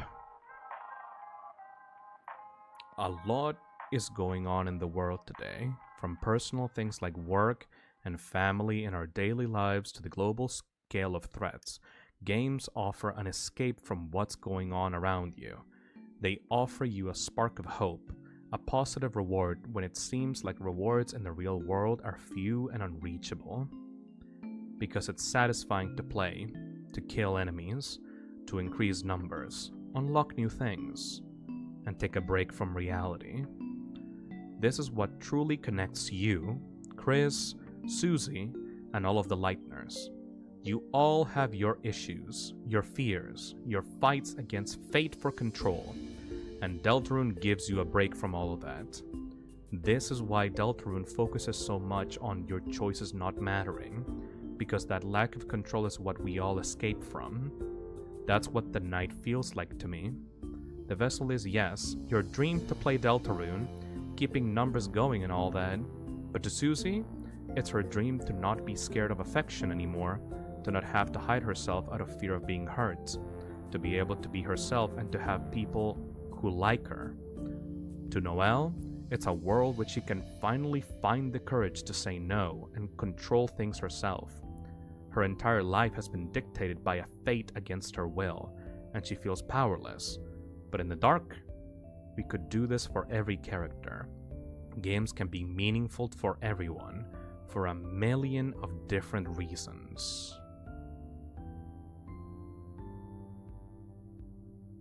Deltarune means something to everyone. Your wish to have an infinite game that always has new worlds and fun adventures comes from the same feelings these characters go through. Because once the chapter ends and you close your PC, you're back to real life. And only God knows how many Susie and Birdly are playing this game to this day. That's what is so interesting to Gaster, and what his study probably revolves around for the most part. He was a fictional character who became aware of his fiction, and is obsessed with understanding it ever since. An endless dream which is ultimately harming Chris, who in the meantime has probably been planning up something since the start to try to reach their own freedom, given Chapter 2's ending.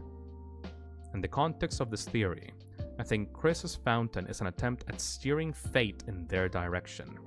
So far, we've only been following the fate that the Knight and Gaster had meticulously prepared for us. And as both Sham and Jevil repeat, it seems that this fate is inevitably leading towards a horrible nightmare and the end of the world. In the weird route, it's already a nightmare for Chris. Determination is the power to reach dreams, but it's also described as the ability to change fate. I believe that's what fuels Chris's determination. An attempt at changing fate, going towards and getting rid of us, because it's clear that they learned a whole lot about the experiment beforehand. With the game's chess imagery in mind, think of it like the two knights in chess, fighting for opposite reasons. All those little things Chris did were because they have such little control that they can't waste any second. They stayed up at night to eat the pie, so that Toriel would have had to bake one the following day. And then they used that time to slash the car's tires, prompting Toriel to keep Susie safe and not letting her go home, thus trapping her and Chris in the house. Once they got exactly what they wanted, they used this perfect setup to lock everyone in our first ever Dark World at night. Chris Knight is one of my most likely candidates after the vessel. But realistically, Chris would have no reason to make this crazy plan in that context. They could simply go to sleep again, take out the soul, and prepare a fountain for tomorrow. In this context, however, Chris knows that the Knight will make a fountain tomorrow, which is why they planned for their own Dark World to happen overnight, before the Knights. If Kara in Undertale was all about increasing numbers until you can't anymore, until the cap and limit of what the world can offer in its content, the Knight is a little different, because Deltarune's world doesn't have a limit. Think about it. If you go to Snowdin Town in Undertale, the characters already have pre-established limit of interactions. Once you've seen them all, that's it.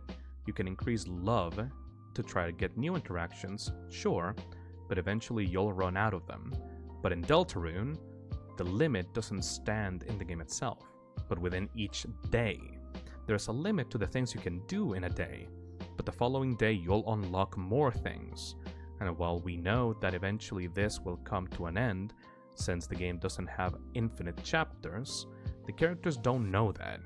Hypothetically, you could stay here forever, day after day, world after world, adventure after adventure. An infinite carousel of entertainment that spins the world around over and over. One of Jevil's obsessions is with the world spinning. His battle track is quite literally named the world revolving. But when we take a look into this concept in a less metaphorical way, what he's describing is just the passing of days. That's what the Roaring Knight is doing. Every time you seal a fountain, there is another waiting for you the next day. As long as you haven't saved the world, the game doesn't end. So the world is in this endless state of danger that's really just an excuse to keep you playing. An adventure driven by the part of you that always wants more out of the game. And that crazy yet bittersweet scientist scattered throughout layers of reality who wants to understand what exactly connects us to fiction in such a powerful way. I believe what Deltarune is trying to do isn't just telling you that being overly addicted to games and fiction is bad, but it's asking, why? If the real world sucks and puts us out of control, why is it a bad thing to try to replace it with fictional worlds? if we could, hypothetically, live in fiction forever, why would that not be the best solution? Even better, what is the point of playing games and escaping the harshness of real life if eventually I have to turn off the screen? I won't spoil anything of it, but since we have mentioned it already, one of Undertale's inspirations, Moon Remix RPG Adventure, kind of did what we're talking about. Moon's themes are basically the exact same themes of Undertale, and the ending is, to say the least, very similar to what we're talking about here. Remember what we mentioned in the segment about freedom? The secret bosses are aware that they're fiction, and they wish to become real like Lightners and you, to become people. But isn't that ironic? The same world that Lightners want to escape from is freedom to a Darkner, and in the same way, the fantasy worlds we escape to are like prisons to the Darkners. If I can ask, what do you think the reason is? Why would this horrible place we live in be freedom to a fictional character? We talked about how scary our lack of control is, but how our choices often feel powerless in the big scheme of things. Why would Spamton want this? We escape to digital, imaginary worlds, where there's no such thing as your choices not mattering, because everything is tailored and prepared for you, even though in reality, you are not doing anything. The truth is, we say we often don't get to choose in reality, and how we lack control, but games don't really put you in control. You're following the script of a guy who chose how things were meant to go. You're not making anything. It's a bunch of pre-established codes on a screen, but it doesn't matter, because at the time you're making that choice, it feels real. When you talk with Ralsei and Lancer and you hear about their troubles, it feels real. The reason Darkners wish they could be real people like us is because that same unpredictability we escape from is what gives life meaning. In a game, your dream can't be crushed by something unexpected and out of control because everything is already written. Everything is made to go, be and stay the same way. Spamton can never be more than a puppet because the game has no reason for him to be. If you didn't have to fight to be who you are and to make your dreams come true, and if you didn't have to fail over and over, the dream itself would lose its meaning. Fiction is not unpredictable. It's written in a code, or prophecy in the game's terms, already telling who you have to be, do, and be forever, from start to finish. This is the beautiful and yet sad struggle Ralsei goes through. Ralsei is a role he has to play. He was born as an NPC in a town made for your own entertainment. He already knows exactly what will happen, how it's meant to happen, and who he has to be. And then he sees Susie being rude. There is no prophecy saying that she has to be rude. There is no code making her like this. She just likes being herself. She doesn't care what the game wants. She's used to kicking life in the butt to get what she wants. Had Ralsei the same freedom as her, would he even choose to be Ralsei? This is what the game's trying to tell you. Your choices don't always matter, but your ability to fight back against that is the most precious gift you have. This is what makes life beautiful. This is what makes us free. Our ability to fight back against fate. A character can't normally go against their code, and cutting Spamton's strings leads to him dying. But we don't have a code. And this is both amazing and really scary. This is why fiction can't replace our real lives forever.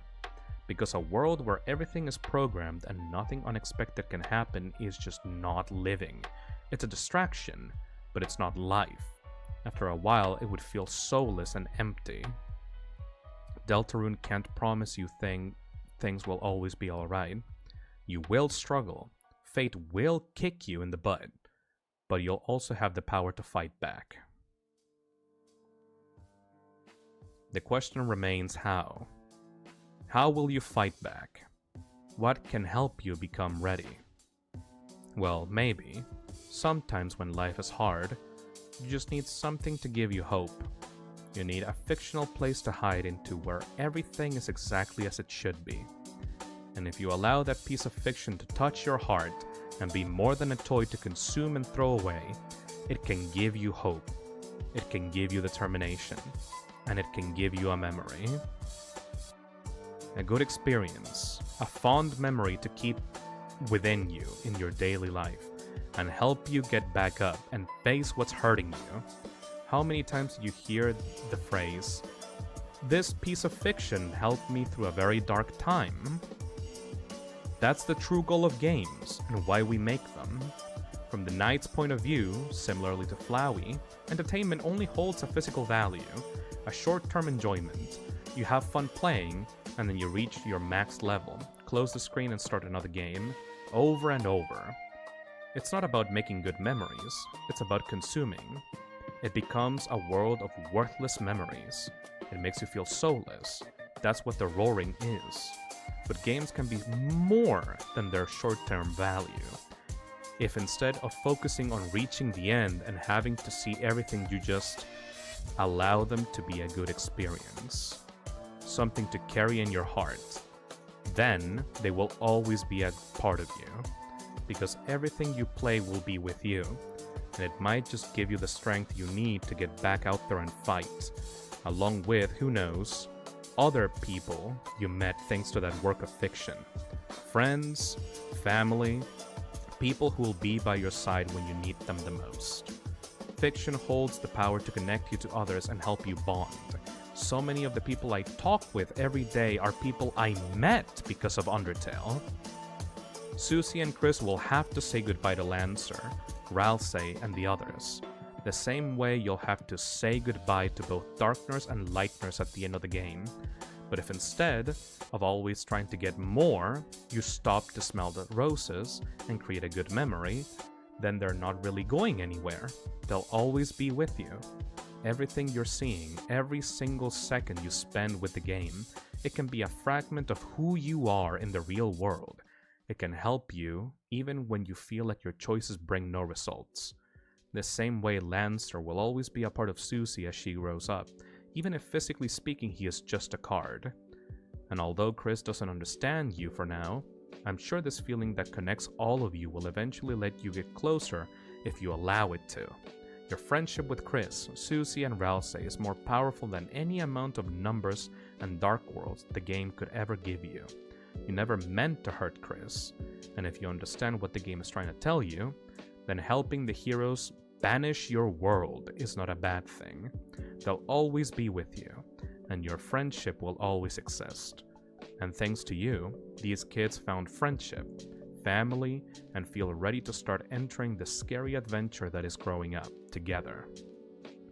It's why the weird route is so bad.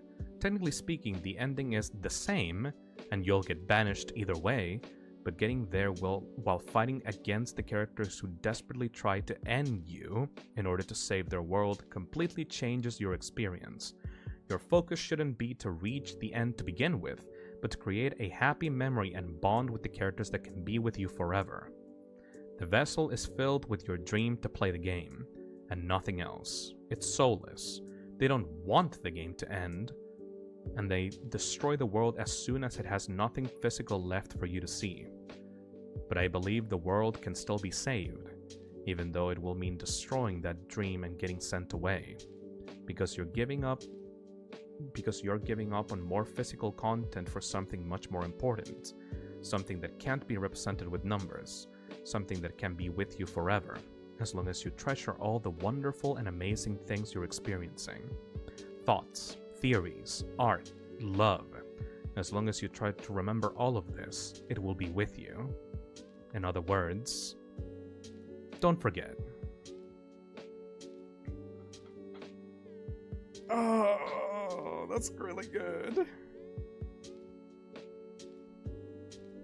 That's really, really good, man. That's a really good theory.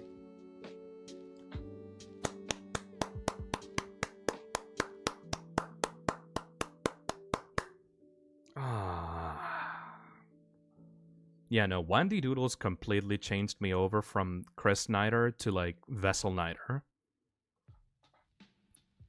That is a really good conclusion to the game, because no other single theory has actually filled me with hope for what a positive ending to Deltarune could possibly be.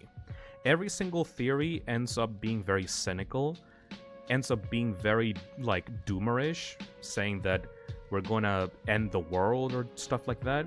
This is the only theory about the game's purpose that actually fills me with hope and positive feelings about what is going to happen at the end. That's amazing. That makes total sense.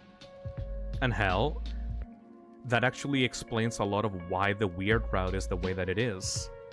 If we're gonna end up fighting the characters at the end of the weird route, wouldn't it make total sense for both the soul and the vessel to become one? And for us to fight against the characters as like the night itself? Like imagine the weird route ending the opposite way the normal route does. Imagine the final battle of Deltarune being you helping the heroes to defeat the night and seal the heaven, but in the weird route, you and the vessel are working together to desperately prevent the heroes from closing the game. That's amazing, right? Because like at the end of the day, like you're gonna have to finish the game either way, but if you do the weird route, you're going to be on the other side of the conflict. You're going to be against the heroes, and you're going to be trying to force them to continue the game, even though they don't want you to. That's so good, though! Because, like, that is a perfect, like, idea of what the weird route is. Abusing the Lighteners and forcing them, like, to do stuff that they don't want for your own enjoyment. You want them to proceed, you want them to continue. So, at the end of the weird route, you would use the knight's body as your own, you would become the soulless vessel, you would become the knight, and you would fight against the heroes. But in the normal route, you're helping the heroes stop the knight and stop the roaring, you know? Either way the game is gonna end at some point. Like, that's so good though, right? That's great! Like, I'm imagining have any of you guys seen, like, Halo, I think ODST, it was called? There's one of the Halo games in which you play as a squad of soldiers, and you're not Master Chief, you're just some random soldiers.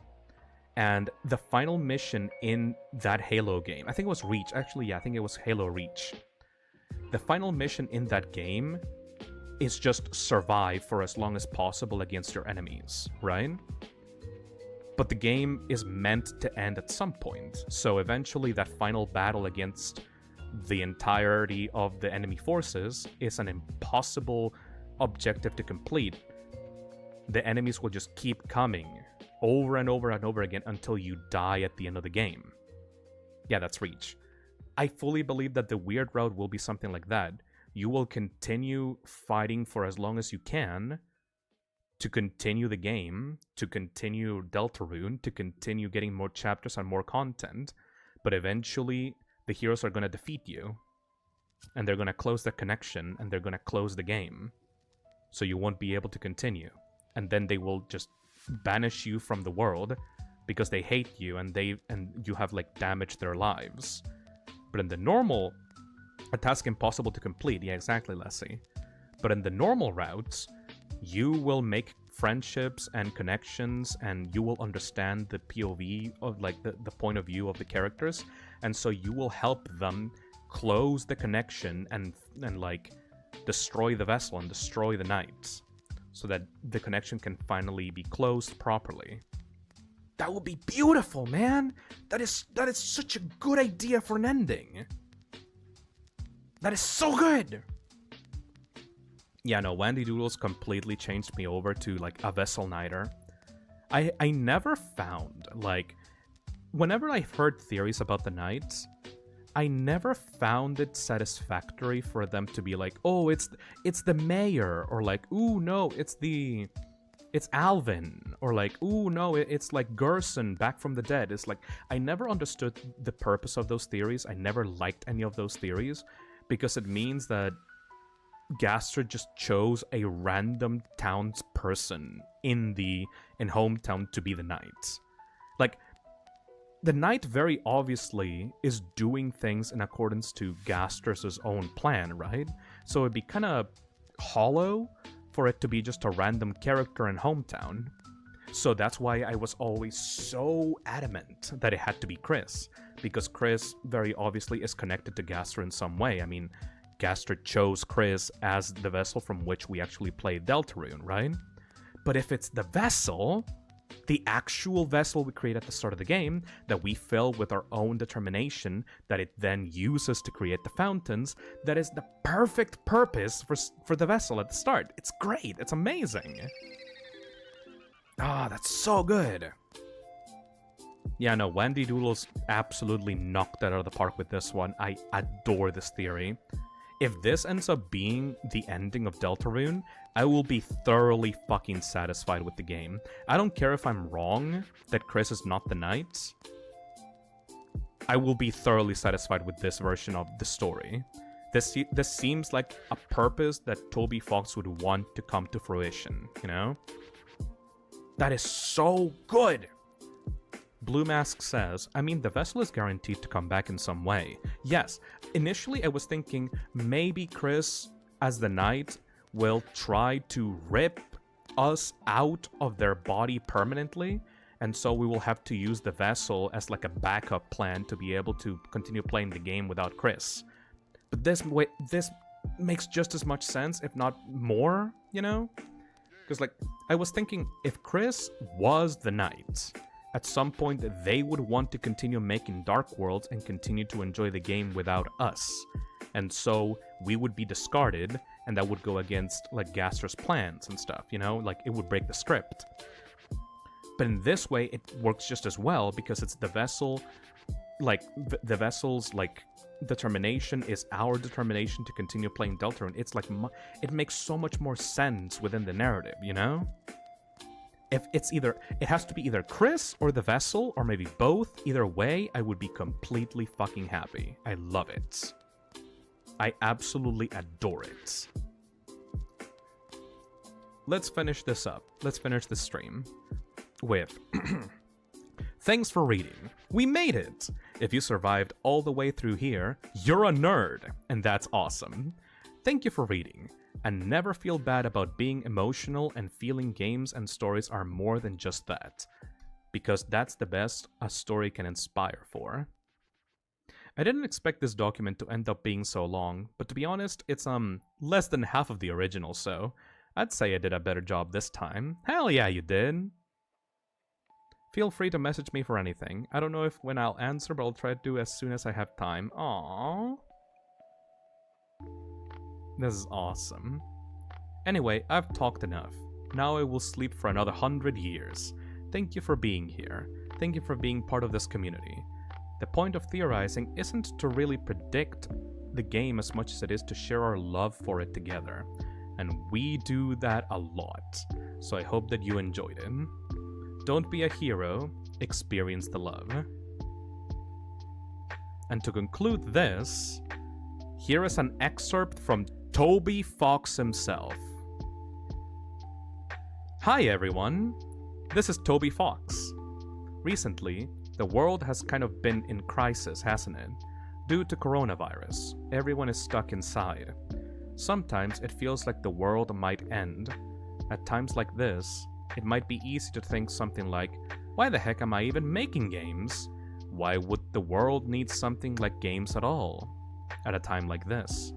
But please don't be discouraged, because times like these are when people need laughter. They need smiles. They need happiness. When the sky gets dark, they need something. Just a little something to shine on them and light their path. I'm not going to say games can save the world or anything like that, but you can save someone's day. And when times are tough, just one more day of smiles can make a huge difference. But what's so special about indie games? That is heart. When people make games, they put their hearts into the game, the creator's individuality, the creator's dream, the memory that the creator couldn't forget, the nightmare that the creator wanted to forget, the creator's love, that is the creator's heart. And the special thing about indies is, because our teams are small, the player can feel the heart of each person who made the game, and that increases the chances that the player's heart will match the creator's. When a player whose heart matches the creator's, something strange happens. The game screen flashes like a cursed mirror. The player's heart begins to shine. That player will be changed forever. That player will be changed forever. And they may receive an incredible amount of hope from playing your game. That is the power of indie games. And I'm speaking from experience, indie games have set my heart ashine before. Cave Story, Yume Nikki, and of course, Sun Sands Toho series. That's right, thanks to that game full of strange girls wearing hats, thanks to beautiful bullet patterns, thanks to Japanese-styled energetic music, it shined, diving into the holy lights. My body evolved, and I became a game designer. I too was made into a monster, and hopefully I will inflict others with the same curse, while making people smile at the same time. Well, I got a little off track in there, but the point is, if you make games, you can either give people hope or make them into terrible monsters like me. I think that's pretty good. No matter what's going on, when the world is in crisis, don't give up. No, if it gets dark, shine. Game creators, game players, everyone, do your best. Thank you, by the way. Don't overdo it. Humans have a limit too. And we are humans. Well, at least most of you in the audience, besides this dog. Toby Fox. Oh. 3 days left, everyone. 3 days left. I'll see you tomorrow, okay? Bye-bye.